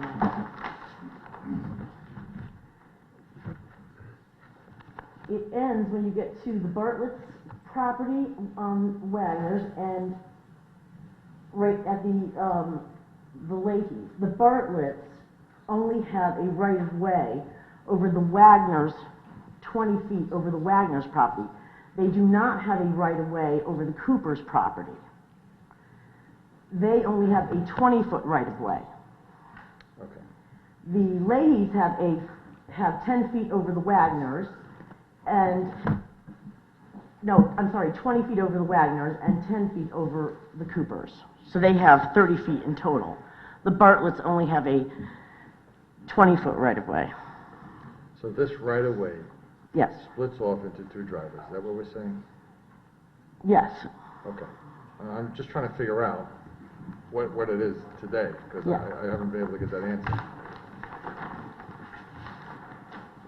Go ahead, Commissioner. It just, Spence. on one thing you just read, Ms. Riley, what's, I don't get this part either. okay. The chairman was asked about it, so Okay. what is the significance, or is there any, that 1305 Mill Hill Road has approximately 180 feet of frontage on Fawn Ridge Lane? I just don't get why that's significant. Or if it's not, then that's Well- okay. Well, I'm just, I understand the issue you're raising about this paper road or wagon road or the right-of-way, but the fact that it's got some frontage on another street that it doesn't access, why is that significant, or is it?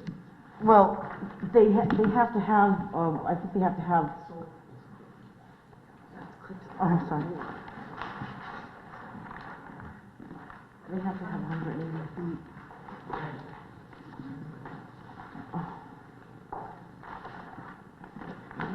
I'm not trying to be difficult, I'm just missing like why that's significant, that's all. You thought it was, but I just No, don't. I think it, because it's considered the frontage Sole on that, they would frontage? have like a real line just on the one side, no? I don't know. Yeah, you have to have, I guess for your regulations, you have to have 180 feet for a cul-de-sac, sole frontage. Yeah, Bob will address that. I don't, Okay, I'm that's not. fine, don't worry, That's not my- keep proceeding, Right. it's okay. So anyway, I went to the Department of Public Works and asked them to confirm the existence of Wagon Road in the town of Fairfield, and they said they do not have a Wagon Road. There is a road called Wagon Hill Road, but no Wagon Road. And that is nowhere near this area.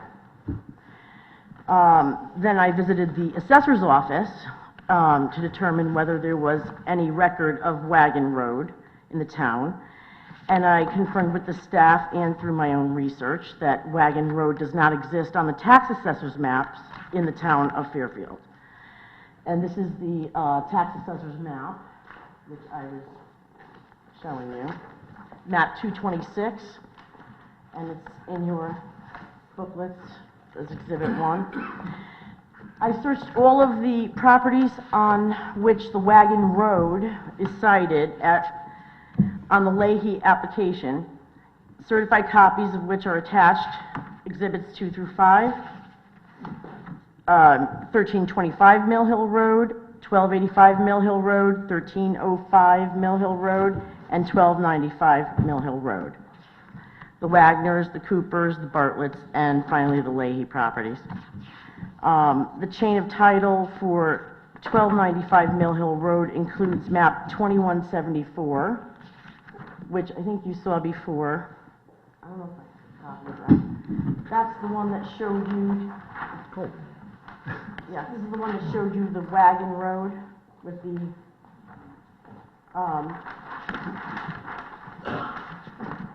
Do you have a town map after 1955? pardon? Do we happen to have a map after 1955 from the town? I'm just trying to see. From a town clerk's map? Yeah. I mean, it wouldn't... There's not that shows this property. I did look, Okay. not that shows this particular property. I didn't find any other one. But this clearly shows too that the right-of-way ends right here at the Leahy property.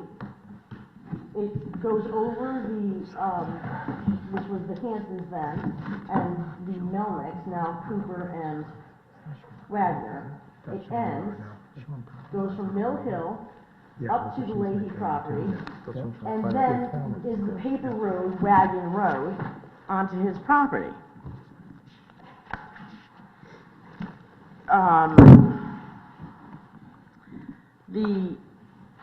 Then you'll see my, the documents. I went through every owner, and all of the rights are, you'll see all the rights are in there, the same. It is just it's a right to pass and repass, right for ingress and egress. Going back to when the property was subdivided by Mr. DeVore. Warranty deed, finally acquired by Mr. Leahy in July of 2010. Let's see.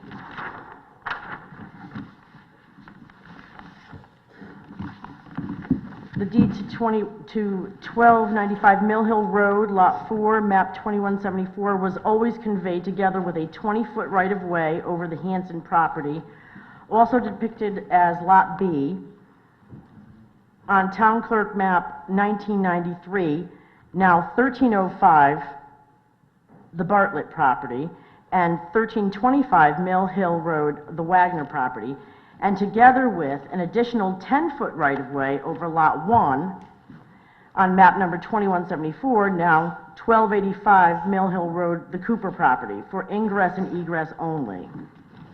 And you can see exhibits 2, 5, and 6 in your books.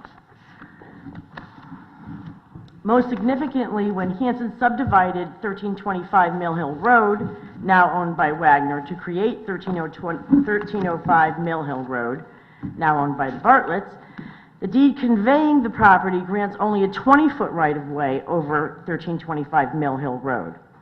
Hanson could not have given 1305 Mill Hill Road a 10-foot right-of-way over 1285 Mill Hill Road because Hanson did not own the property.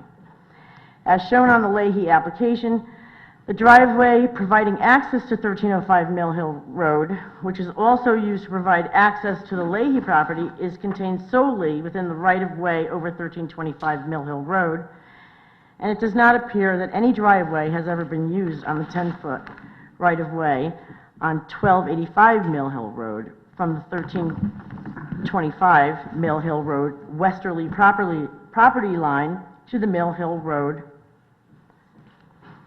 This would appear to be the reason why all of the maps I have seen show only a dirt driveway on the 20-foot right-of-way over 1325 Mill Hill Road from the westerly property line of 1325 Mill Hill Road to Mill Hill Road.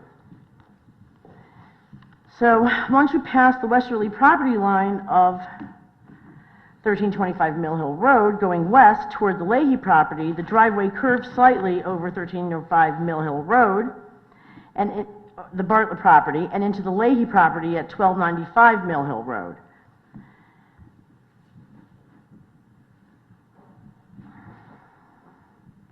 The Bartletts do not have a right-of-way to use the proposed drive on 1285 Mill Hill Road, as this was never conveyed to them in their deed, and this right-of-way has never appeared in any deed in the chain of title from the time that 1305 Mill Hill Road was created by subdivision. For further reference, please also see the surveyor certificate dated October 1991, and that's attached as Exhibit 7, which shows the dirt drive. The rights of way are clearly shown on the original subdivision map number 2174, and on every map I researched for all of these properties. There is no map in existence which shows a private road called Wagon Road on 1325 or 1285 Mill Hill Road. In fact, the Leahy deed for 1295 Mill Hill Road does not even have a right-of-way over 1305 Mill Hill Road, the Bartlett property, and that is why the assessor's map 226 does not show this. So there's actually a gap in the Leahy's rights-of-way over 1305 Mill Hill Road. And when the town adopts and designates a private road, The assessor's office usually gives that property a parcel number for tax purposes, and all of the relevant properties appear on the tax assessor's map, like on map 226. On Fawn Ridge, well, I don't know if I have, Fawn Ridge, all of these are given, their own, Fawn Ridge is given its own, parcel number. It's taxed, and each property owner pays taxes. They were all given a quarter interest in the property and easement over Fawn Ridge Lane. And that's how the road was created, the private road.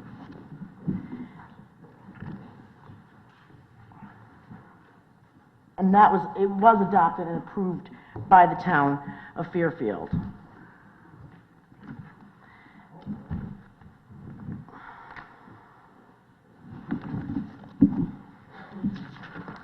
So the assessor's map does not depict any wagon road, and it doesn't even show the paper road, because when I went into the assessor's office to ask them about that road, they didn't know what I was talking about. Then they said, "Oh, you mean the right of way?" And I said, "Oh yeah, the right of way." So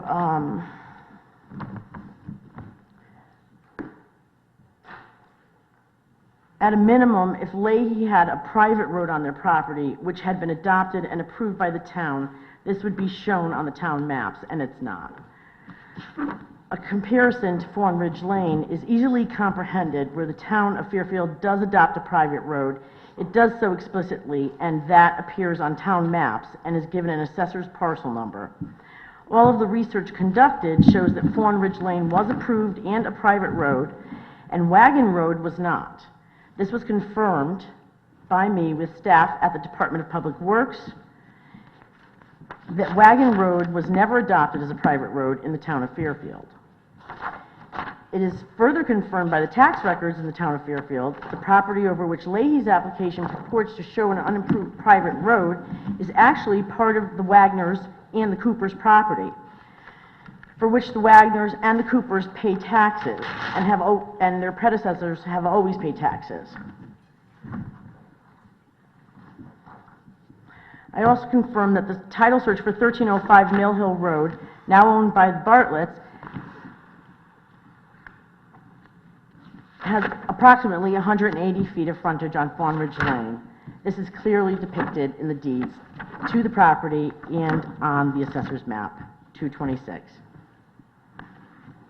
Thank you. Thank you. That is all. Any questions? Yes, I have a question. Questions? Yes. Anybody? Sorry, I didn't quite follow one thing. You pointed out that the Bartletts only have a 20-foot right-of-way across the Wagner's Lane. Yes. But then you also concluded that the Leahys only have a 20-foot right-of-way. No, they You have- made that statement, though. No, I did not. Did I make that statement? I don't think so. Okay. No, they have 20 feet over the Wagners, and they have 10 feet over the Coopers. Okay. Yes. Sorry. And did you also say that the current dirt road only runs over the Wagner property? No, So it's running over property, it's 20 feet on,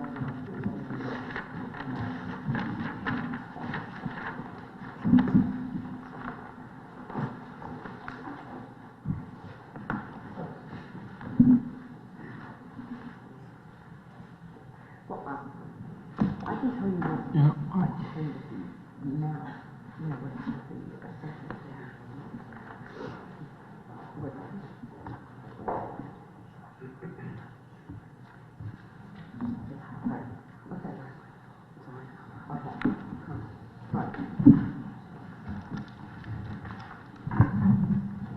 So your question again was what?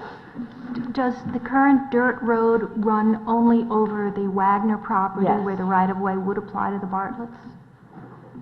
Yes. Okay, thank you. How come there's no right-of-way over the Bartlett property? How come it ends, the right-of-way ends at the Bartlett and Wagner line? When does it end? Yeah, how come it doesn't, I mean, just trying to figure out this whole roadway situation, and, I don't understand it. I think maybe it's me. There's a gap. I'm not sure why it ends there. So basically, to get to the Leahy property, you are on the Wagner property, then you cross over to the Cooper property. Is that how it works now? Yeah, go ahead. So currently, there's 20 feet of frontage, or 20 feet of right-of-way on Right. Wagner property, 10 feet on the Cooper property. Yeah, please The- identify the yourself first. driveway Yeah, if you could just name and address first, I'm sorry. I'm sorry, what's that? Identify yourself. Name and Oh, address. sorry, Candace Wagner, And your address? 1325 Mill Hill Road. Okay, go ahead. Currently, the driveway of about 12 feet, 11 to 12 feet, is only on the Wagner property. Right. It does not cross over onto the Cooper property. So what you see right here is, in the proposed plans that you have here, this is, the highlighted portion is the current driveway. Okay, so, okay, I understand. So it kind of splits off where the Leahy property and the Bartlett property meet? Is that how it works now? Well, I don't know what it does. because- Okay. Yes. But it stays within the Wagner property. And the Cooper still have 10 feet all the way up. to No, the property. yeah. I'm just trying, the Leahys, I'm just trying to figure, they access their property through the right-of-way. That's how they get to their property? Is on the right-of-way, I would Right. assume, on the Cooper side? Okay. all On right, both thank you. sides, they have Cooper and they have rights of way on both sides. Yeah, but kind of ends. Where does it end? The right-of-way ends at the Bartlett-Wagner property line. There's a gap right here. If you look on this map, which is, the first Come here, Marcus. tab in your book, if you look on this map, there's no right of way. There's no right-of-way. Listed right It there. ends. I see. I have a question for staff. Is this application dependent on this road, or this right-of-way being changed? And can the application succeed with it just leaving the road the way it is?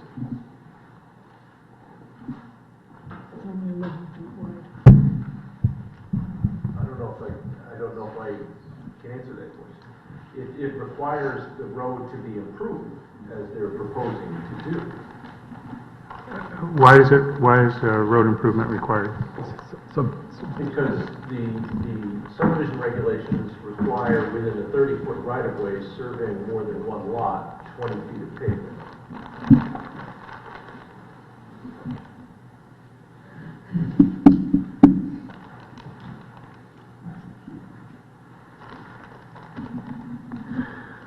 So, sorry, I keep going.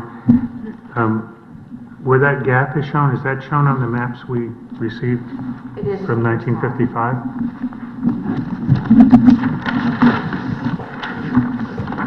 Yeah, if you look at the first tab, you'll see it. That's the copy of the assessor's Yeah, map. so the maps we have from 1955 don't show any gap in the right-of-way. The 55 map is on tab 6.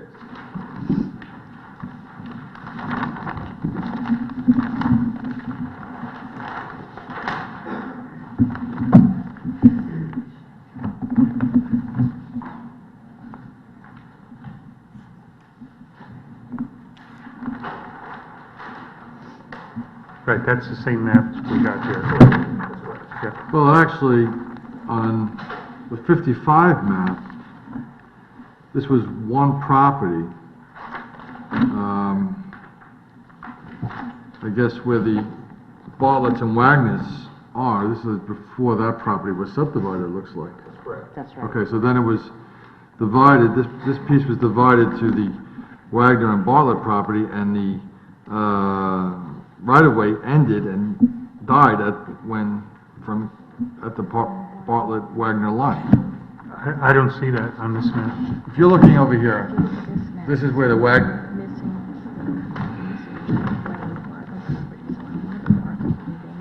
I see there. But on this map, which is in both from Attorney Saxel and from the current presenter, it's Right. continuous. But there is a subdivision that took place after that, Well, but which is where we are today. the subdivision wouldn't change the right-of-way. Evidently it did. It does, you have to convey the right-of-way with the Am I reading that incorrectly? Am I reading it? It should have been part of it. There's a discrepancy in the way the tax assessor's map depicts the right of way and the way the 1955 map depicts the right of way. I will agree to that, but I don't know why that is. Bartlett's only have 20 feet according to the deed. What page is that? This is the first tab. Is that the questions? No. Okay. Right, so these two maps don't agree. Any other questions? Okay. Thank you.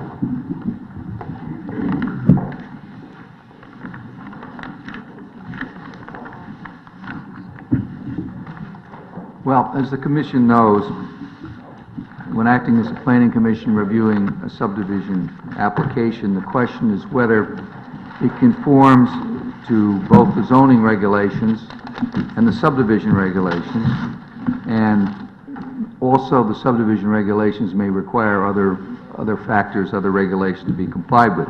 If it meets the regulations, the commission can approve it. On the other hand, if it doesn't comply with the regulations, the subdivision regulations, and the zoning regulations that apply to it, it cannot be approved, and it must be denied.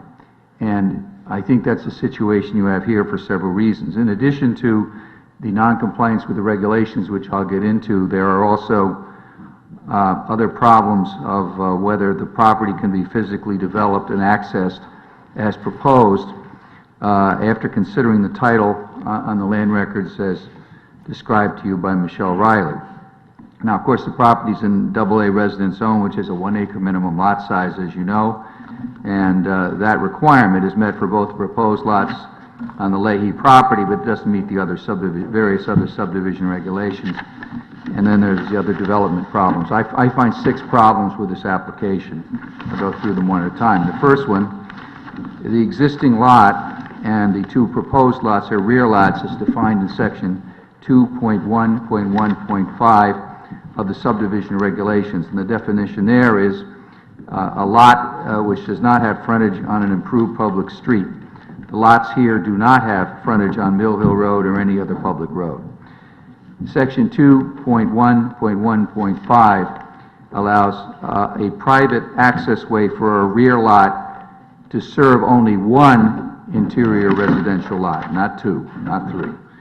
The existing lot and the house on the Leahy property obtain access by an easement over the private access way, which is partially on the Wagner property and partially on the Cooper property. You've heard that 20 feet of it is part of the Wagner property and 10 feet is part of the Cooper property. The right-of-way is shown on recorded map 1993 dated March 1954 and map 2174 dated March 1955, and that map's been shown to you.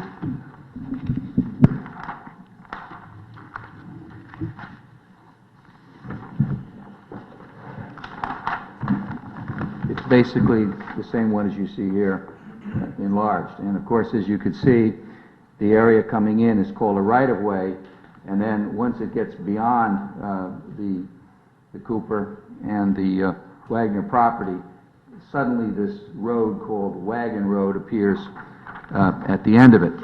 But it's quite significant, the fact that the road is called a right-of-way and not called a road.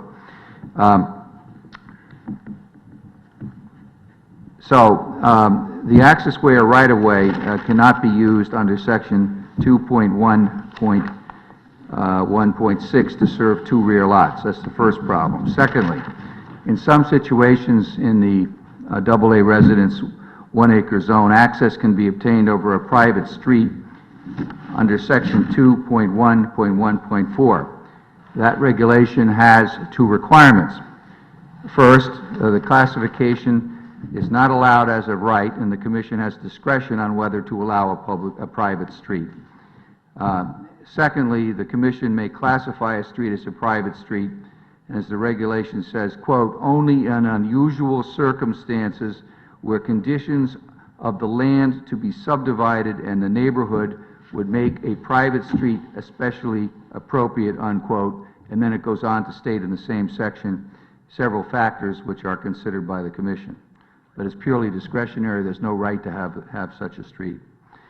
Third, Section 2.1.6 applies to private streets, and it states that, quote, cul-de-sacs are streets closed at one end and which will not be extended in the future. No such street shall provide sole frontage to more than 10 building lots, nor shall any such street provide sole frontage to less than 3 building lots. The two proposed re-subdivision lots would not qualify for access over a private street if the existing right-of-way here became a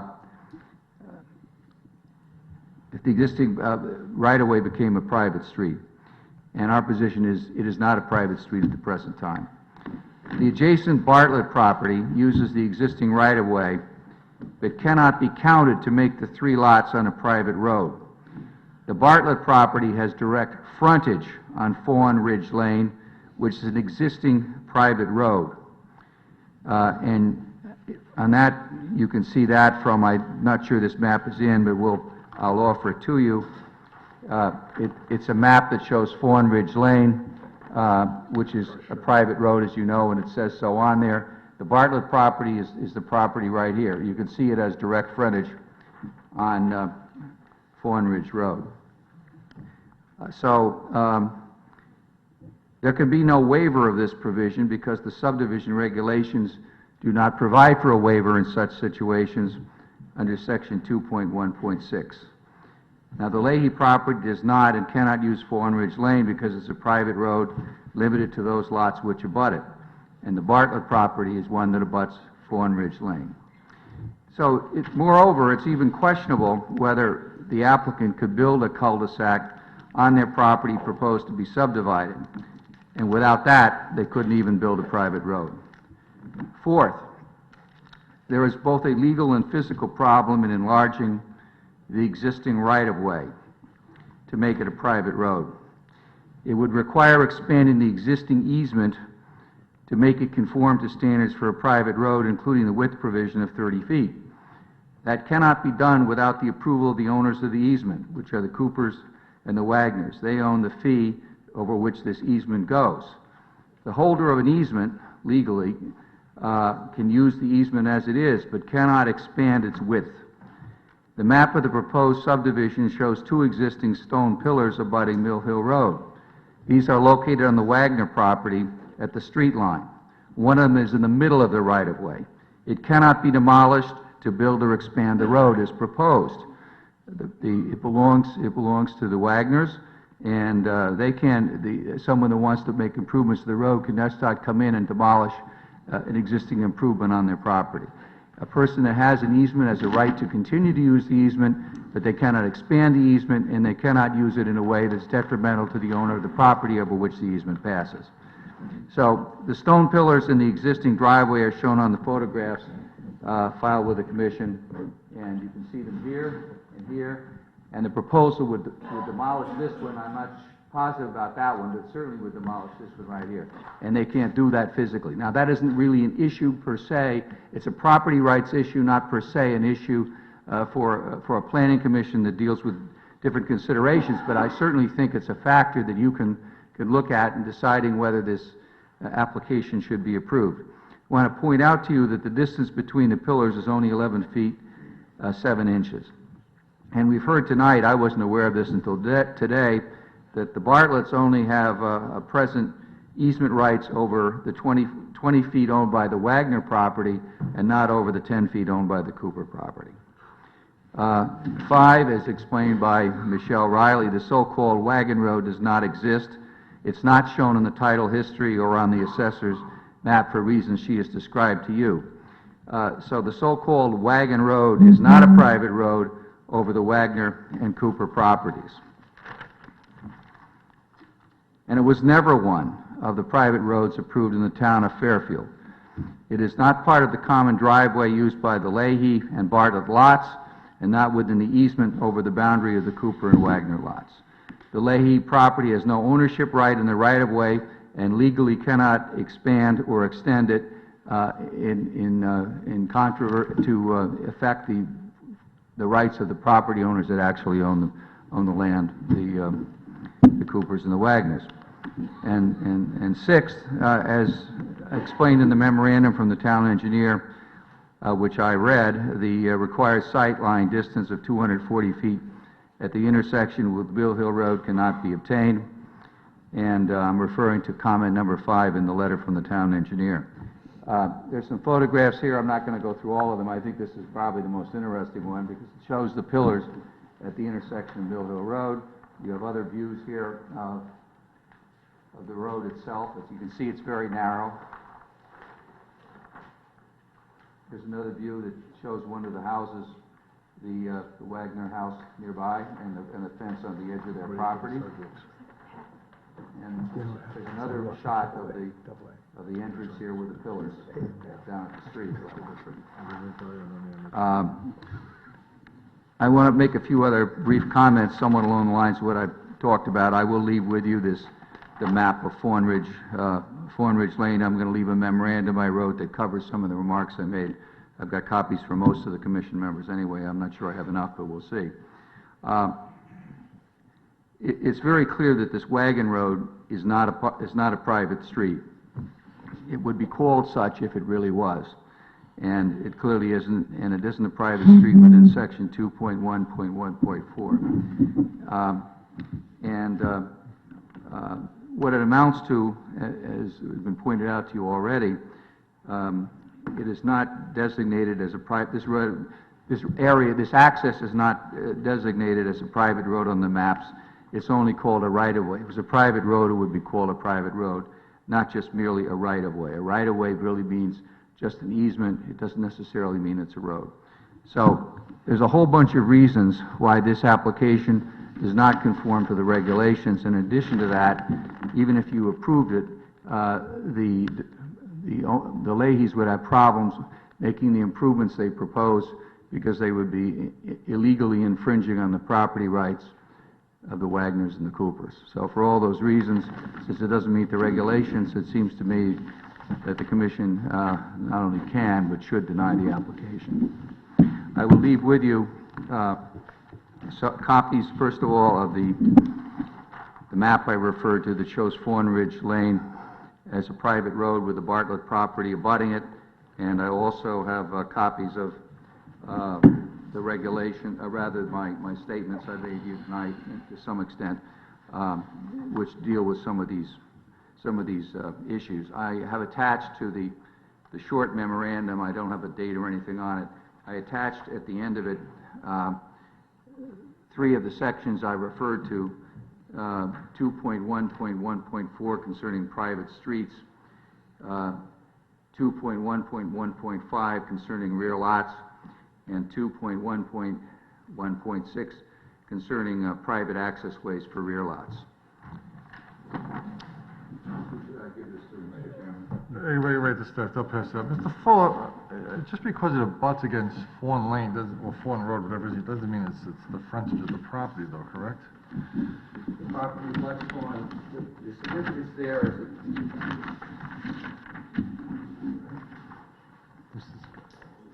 that Go pass it around if you want. Yeah, you can pass it around. You can pass it around.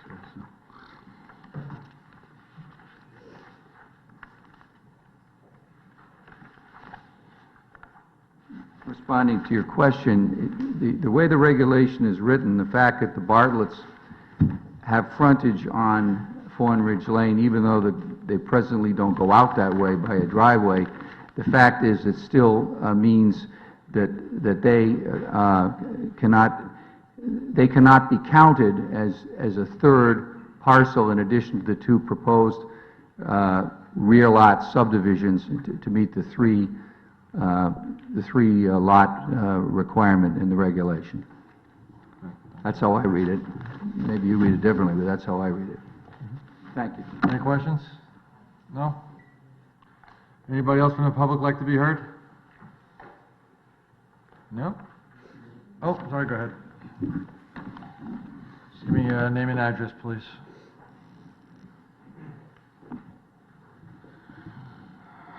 Hi, my name is Mike Bartlett. I'm joined tonight by my wife, Danielle Bartlett. We live at 1305 Mill Hill Road. We actually share what is known as Wagon Road with the Leahys, which is the shared road coming up off of Mill Hill Road and extending to each of our houses. As the closest neighbors in terms of proximity to the Leahys and the ones who stand to be affected the most by all of this, we wanted to come tonight to share our support for the proposed subdivision. For us, parents of 3 small girls, all under the age of 9, who moved to the area roughly 4 years ago, the thought of adding even just one additional family to our small driveway within the neighborhood for our kids to play with and go to school with and ultimately grow up with is only a positive result for us. Not to mention what making the current road and surrounding area safer would mean to our children's well-being. In addition, we feel like the improvements and enhancements on or around our property as a result of this work, should you approve it to move forward, is also nothing but a great thing for both ourselves and our neighborhood. Whether that be the widening of an already extremely narrow and difficult to properly maintain driveway, the scaling back of an already immensely dense wooded area that our houses reside in, or the many other ways in which this project would have a direct effect, we feel it is all very positive for both us and the immediate neighborhood and has our full support. Thank you for your time. Thank you.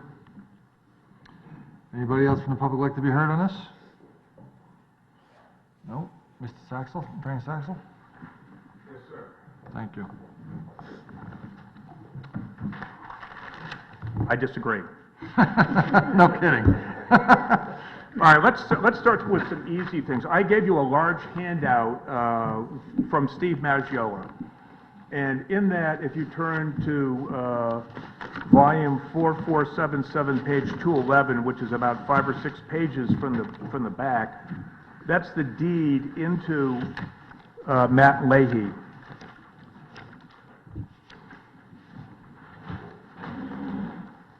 And you can see there at 4477212 the 20 feet plus 10 feet or 30 feet right of way to travel along the 2 property owners that abut.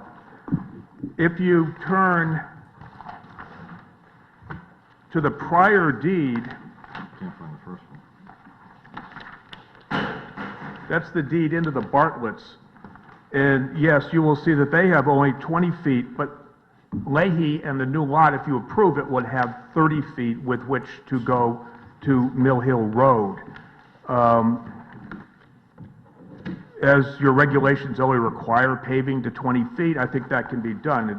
And if the one of the property owners is barricading the easement by having a stone pillar put there, it will be removed. It is a private property right, it is not your concern. A paper road is a road. What appears on the 1955 map counts. What the town engineer has to say doesn't count. It does not matter. It exists. It exists here by right and by what was put forward by this commission's predecessors a long time ago. The fact that the assessor doesn't have it, that doesn't count either. I've written briefs on it. It doesn't matter. What the town clerk has on file is what counts. It's really abundantly clear to me. A paper road is a road. It exists. If the assessor has made a mistake, the assessor has made a mistake. If the town engineer has made a mistake, the town engineer has made a mistake. I have given you the volume and the page of the deed into Leahy, and then we've also talked about the Bartlett deed. If you look at the other 4 deeds in that packet out to Fawn Ridge, you will see that the Bartletts do not have the right to use Fawn Ridge. You will see that it's a private road. It is owned by 4 people. Those are the 4 people, and you have their map, their deeds in your packet. Ingress and egress only. Well, gosh, I guess a road is a road. I think that's what you need, ingress and egress. As I said, the 20-foot right-of-way, since you only have to pave to 20 feet, ought to be sufficient.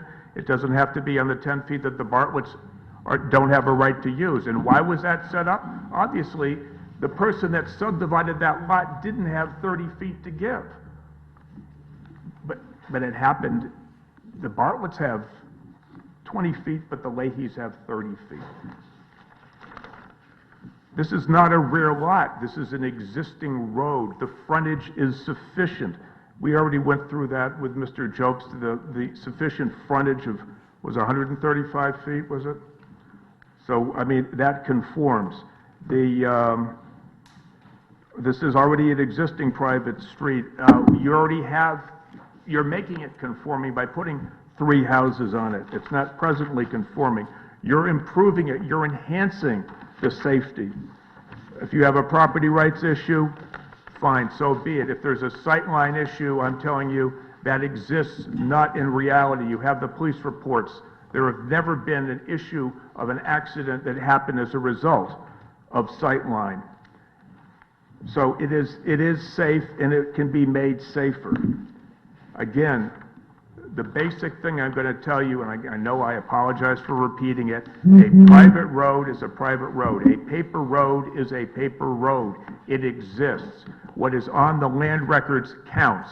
You can see it's 30 feet out to Mill Hill Road, and where it stops, it's Mr. Leahy's property, and he will dedicate it to a road.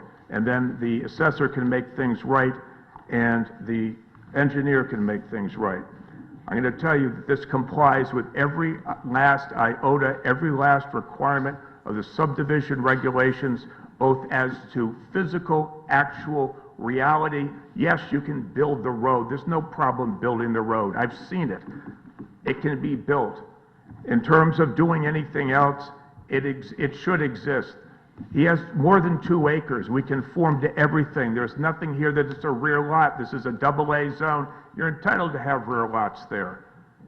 This is a road that's existed since 1955.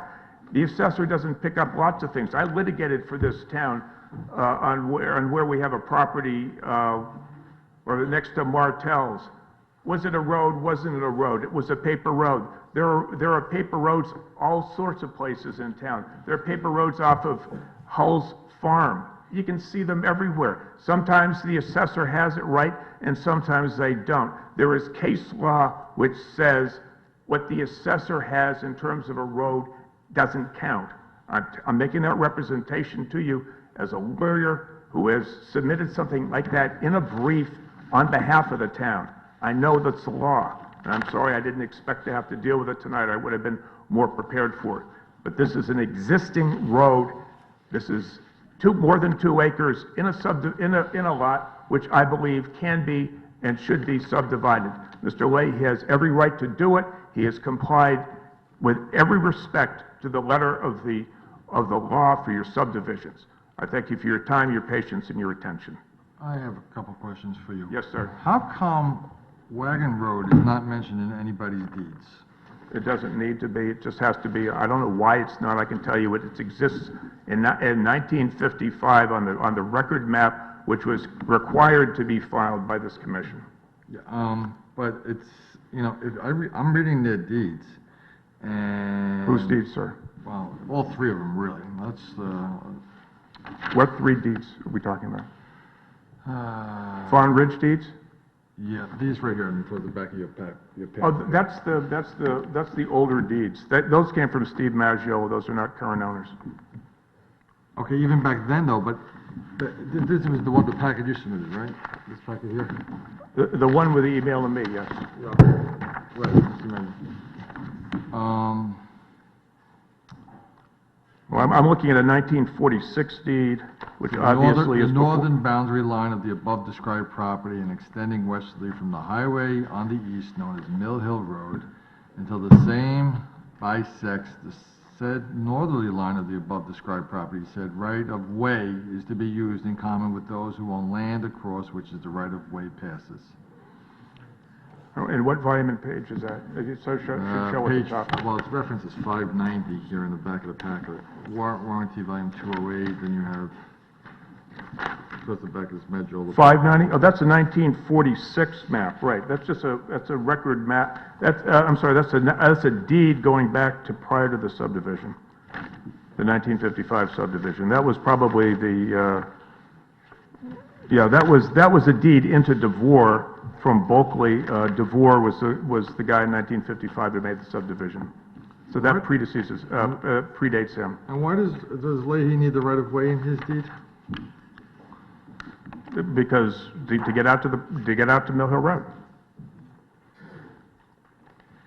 He needs a right-of-way to get out to Mill Hill Road, but we're already saying it is already a road. So why does he need a right-of-way? You got belt and suspenders, he can do both. Huh? You got belt and suspenders, he can do both.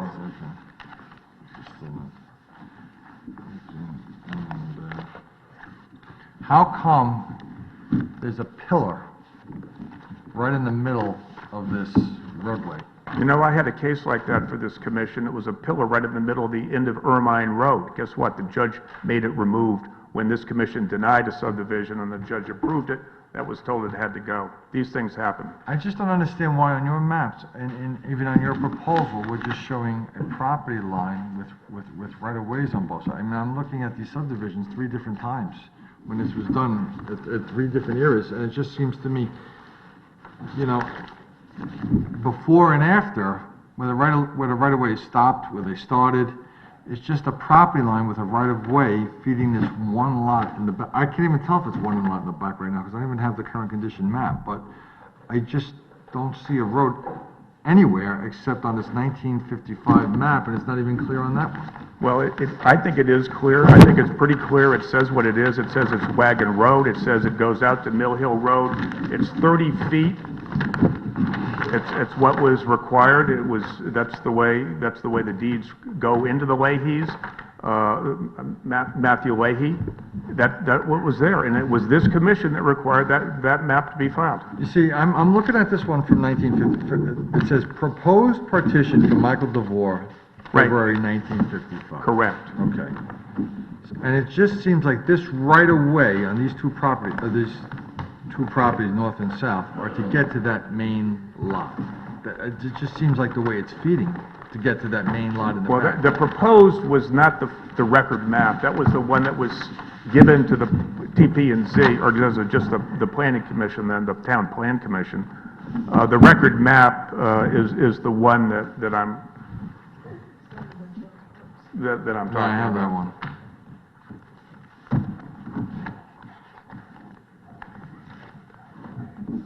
Okay, you do it. Walt's telling me I ought to talk about Fairfield Beach Road, which is a right-of-way that's traveled over.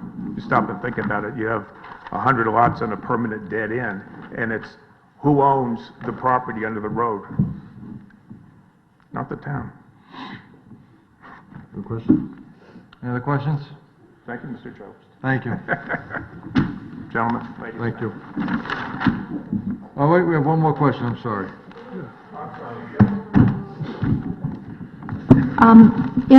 If Wagon Road is in fact a road, why is Mr. Leahy's address Mill Hill, not Wagon Road? That could be changed, it doesn't matter. Why doesn't it matter? Because I was looking at some of the other deeds, and those that look like they front onto Fawn Road have both a Fawn Road address and a Mill Hill address. Addresses are set by the post office, they're not set by anybody else. And if he wanted to have the more exclusive address of Wagon Road rather than Mill Hill Road, all you have to do is go down and to the engineering department, he can do it. Thank you. Thank you. Thank you. I'll close the hearing on 1295 Mill Hill Road. Let's take a 2-minute break.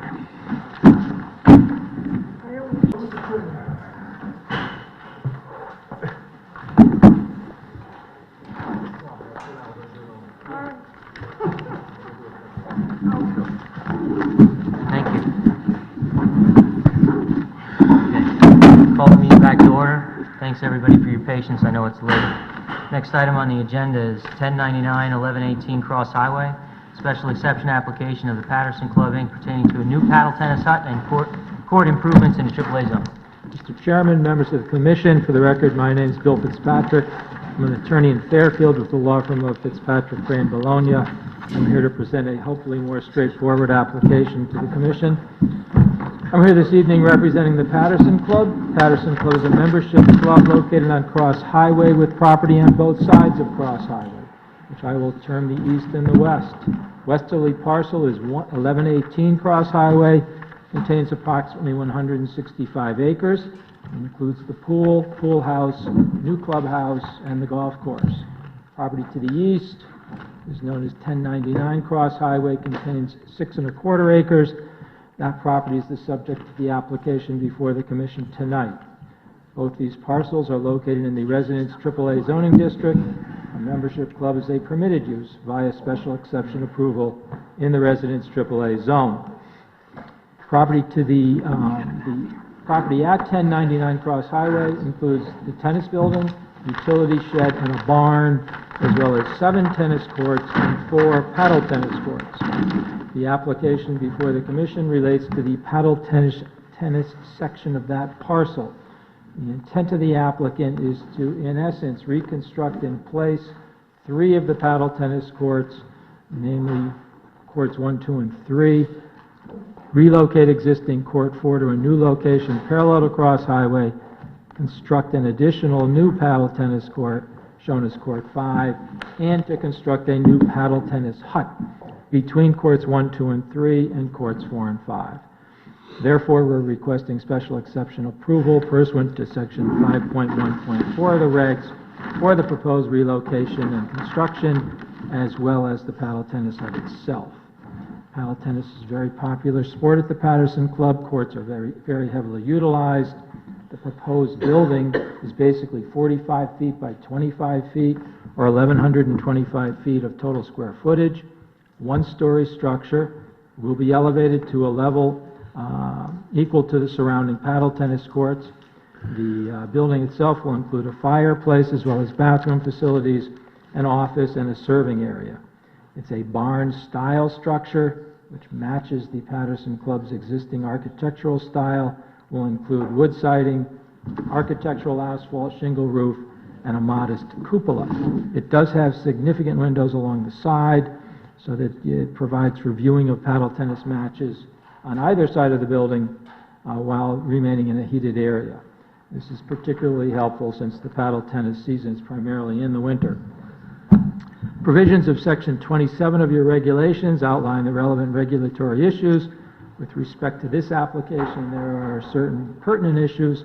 First, the location, type, character, and size of the proposed structure must be in harmony with the neighborhood. Here, this is a modest building of 1,125 square feet. Barn-style construction is in harmony with the style and character of both the Patterson Club facilities as well as the neighborhood. It is a significant distance away from neighboring property owners. Section 27 also deals with the question of avoiding undue traffic congestion and providing adequate off-street parking. This new paddle hut will only serve the existing Patterson Club population that presently utilizes the courts. There's very little likelihood that the number of players utilizing these facilities will increase in any significant manner due to the construction of the new paddle tennis hut. The traffic will remain the same, as will the parking. There is a minor decrease in parking available, but the existing Patterson Club parking across the street has proven to be more than adequate. As a member, I can confirm that I have never, since construction of the new house, parked across the street in the paddle tennis parking area, period. There's more than adequate parking to the west. A variance was required from the ZBA of the minimum street setback to Cross Highway, and a variance was obtained, reducing the minimum street setback from the required 60 feet, presently 1.8 feet, to 10.5 feet. That variance was approved in March of this year. All other relevant zoning criteria, including coverage and floor area, are satisfied with this proposal. Inland wetland approval was required due to the wetlands and the pond to the east. A certificate of wetlands conformance was obtained from the Conservation Commission in June of this year. I'd like to submit to the commission copies of both the variance approval and the certificate of wetland conformance.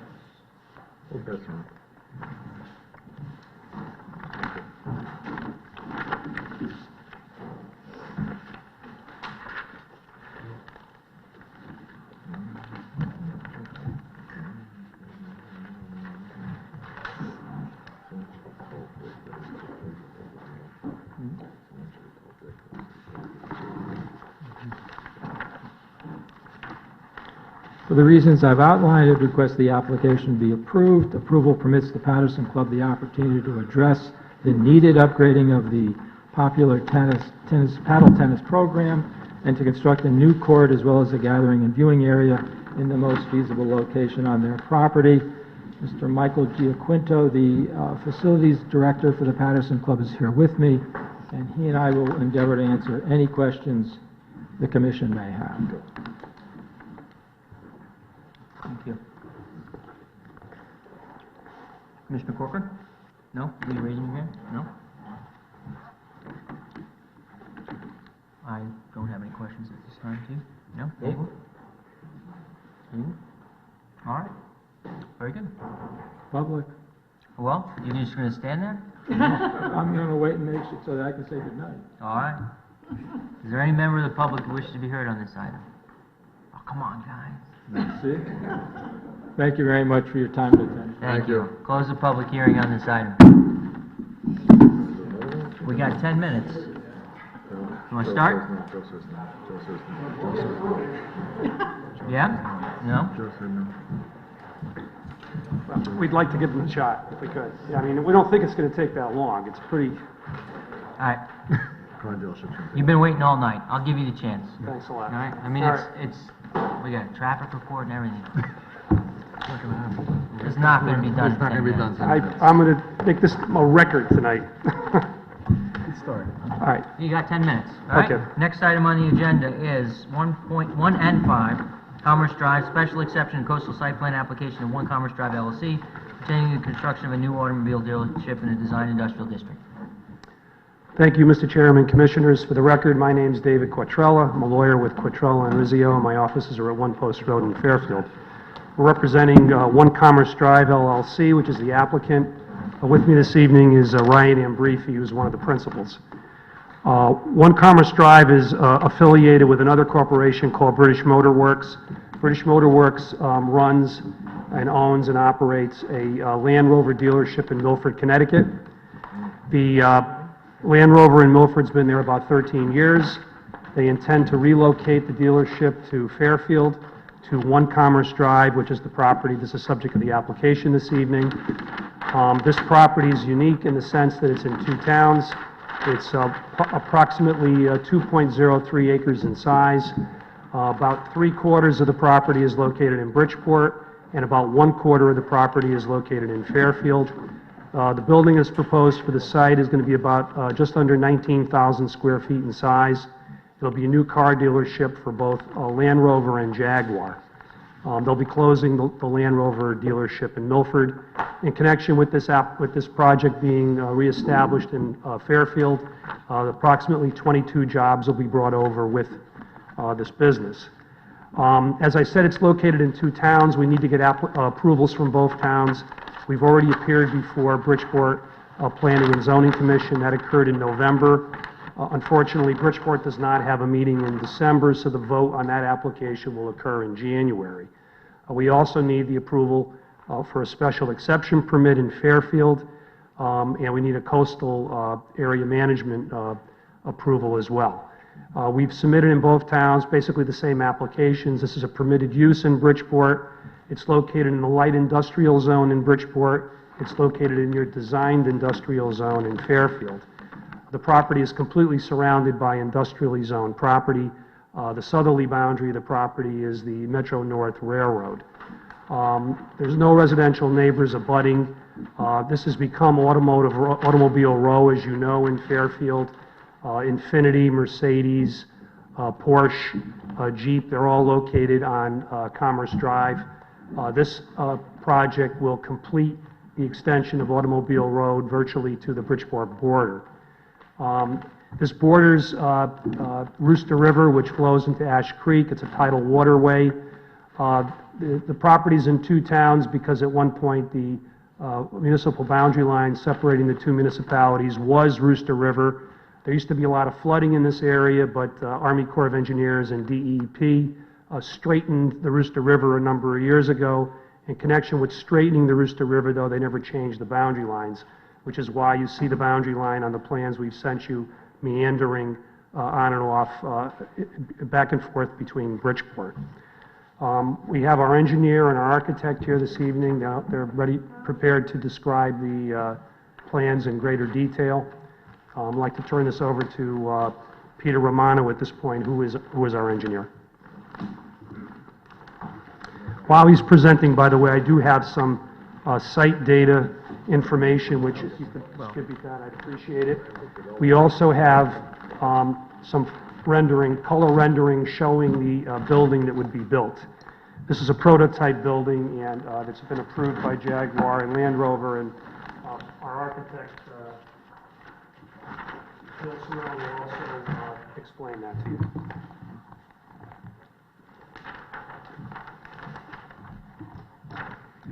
Good evening. My name is Pete Romano. I'm with the engineering firm Landtech out of Westport, Connecticut, and we're representing Land Rover this evening. I can be brief with my comments. We've got a fairly straightforward application from an engineering perspective. The plan in front of you is the existing condition maps. Many of you know this is the current Connecticut limousine site, building located off here to the east. The oriented Commerce Drive, Rooster River is here. Existing pavement makes up the bulk of the piece of property. So from an engineering perspective, and you're considering this under the CAM, Coastal Area Management Site Plan application, from a perspective of CAM and the general site plan, this is all positive impacts to the site that we're proposing here. In that we're reducing the storm drainage. This piece of property has a number of coastal resources along the coastal river, such as the flood hazard zones and the tidal wetlands and the general coastal resources, the estuary. But none of that activity or none of those resources are being impacted by our proposal. Orient you again, Commerce Drive, Rooster River. This is on the new building is being constructed on the east side of the property. Access will be directly off Commerce Drive. All that gray area will be parking for not only customers and such in the front of the building, but the balance of it will be used for the storage of the vehicles that they'll be selling. In this particular instance, we were asked to provide storm drainage, which I believe is in your packages, for everything from the 2-year storm up to the 50-year storm, and I think that your engineering department has indicated during our code enforcement meeting that the storm drainage meets the town of Fairfield's criteria for every one of those storms. The other concern was, in some of the site planning, was that we were able to maintain or able to accommodate truck traffic that would offload vehicles for sale on the piece of property. This is a separate plan that's in your package that demonstrates how both fire and trucks and garbage trucks and the vehicle transportation vehicles can actually come onto our site and turn around and be able to offload the vehicles on our site without having to park out on Commerce Drive. And it also shows how fire vehicles will get around each one of the buildings. You'll see from the code enforcement minutes that the fire marshal commented on some of the plans for this particular layout. In the interest of time, it's fairly straightforward from my perspective. I'd be happy to answer any questions, but I think that it's not very complicated from an engineering perspective on this piece of property. If you have no questions, or I'll be around. Yeah, no, go ahead, next. Okay. Somebody's going to talk about trees? Anybody? Well, there aren't. Pete Romano again. In our package of plans,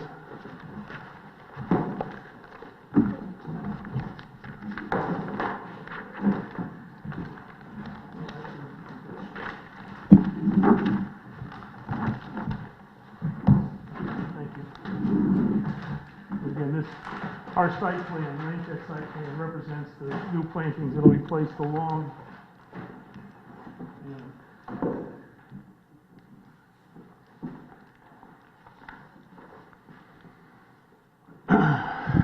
Again, landscaping will place all along Commerce Drive.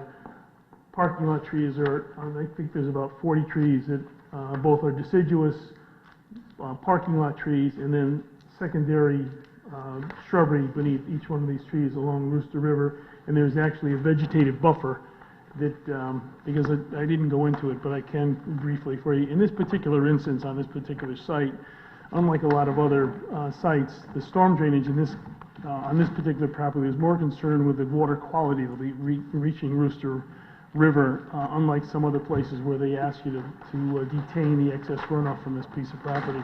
Here, we're actually collecting the water into rain gardens, and all this entire perimeter of Rooster River will be replanted with a vegetative buffer all along that area to increase the ability for the water to get cleansed before it reaches Rooster River. None of the water directly, which right now directly goes into Rooster River, upon the completion of this plan, everything will be run through stormwater quality mechanisms, either mechanical down here in the way of a storm scepter or rain gardens here before it's discharged into Rooster River. Yeah, I think I asked about trees. Pardon me? Well, I just said that we got 40 deciduous trees. On the line there, right? No, we have them here, in the front here. Yep. This is all What about junipers. shade trees in the parking lot? Yeah, deciduous trees. But, okay, so we have, parking lot shade tree regulations? That's what it Does this is. Comply with those Right, regulations? yes, it does.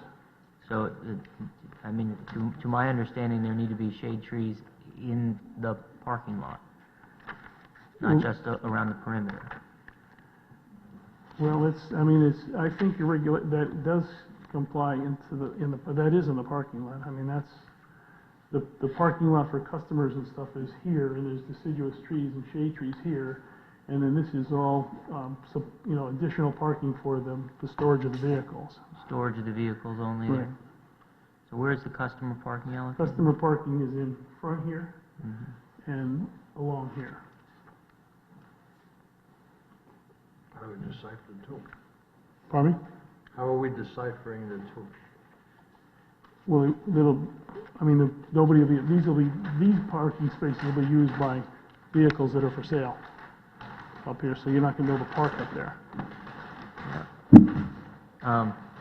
Yeah, if I could just point out one thing. As I was saying earlier, this is an unusual site. The line here is this dotted line shows the municipal boundary line. So we've been calling this a bubble. This bubble here is actually the portion that's located in the town of Fairfield. Both with respect to the Fairfield regulations, zone development standards, and with Bridgeport, we're in full compliance with those zone development standards. There's no request for any variances. We went to code enforcement in Fairfield. We also went to design review committee in Bridgeport, which is Bridgeport's equivalent of code enforcement. All the comments that were provided by all the municipal agencies in both towns have been addressed by our architect, our engineer. My understanding is we are in compliance in Fairfield with respect to the landscaping requirements as well as in Bridgeport. In fact, I believe we've increased we've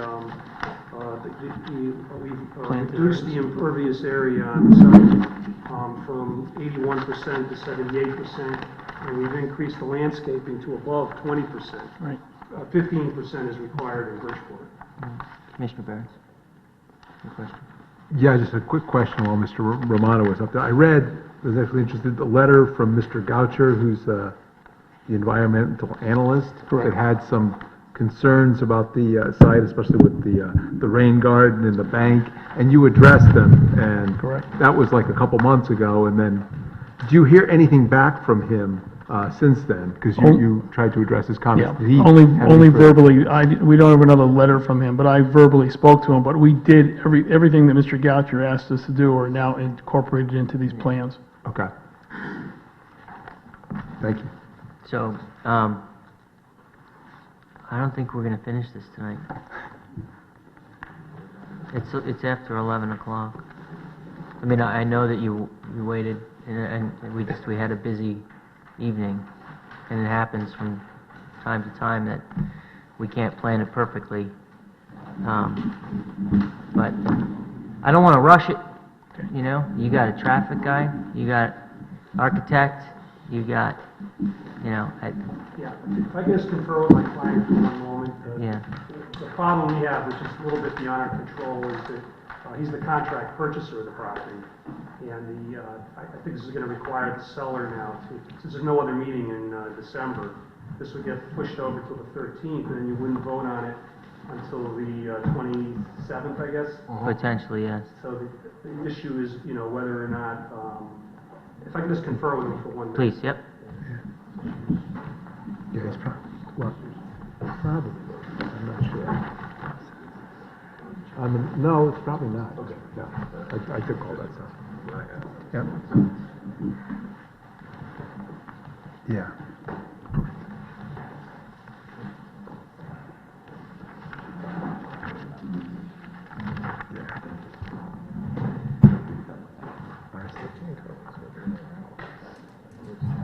Why?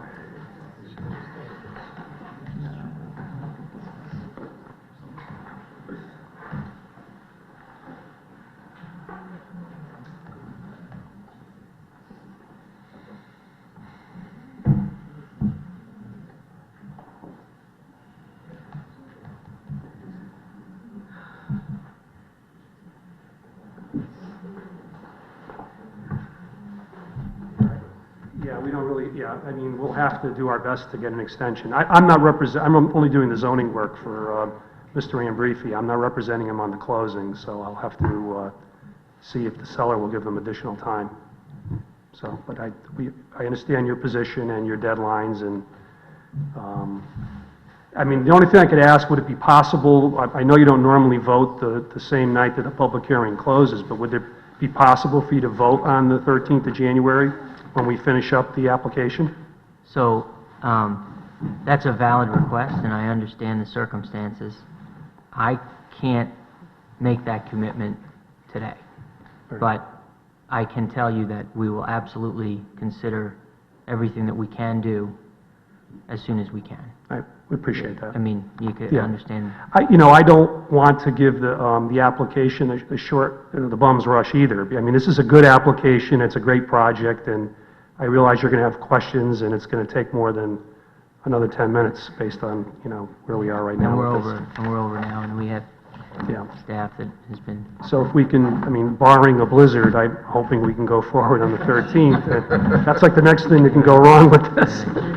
So- Thanks very much. All right, We'll- thank you. We'll keep the hearing open until the 13th, and the meeting's adjourned.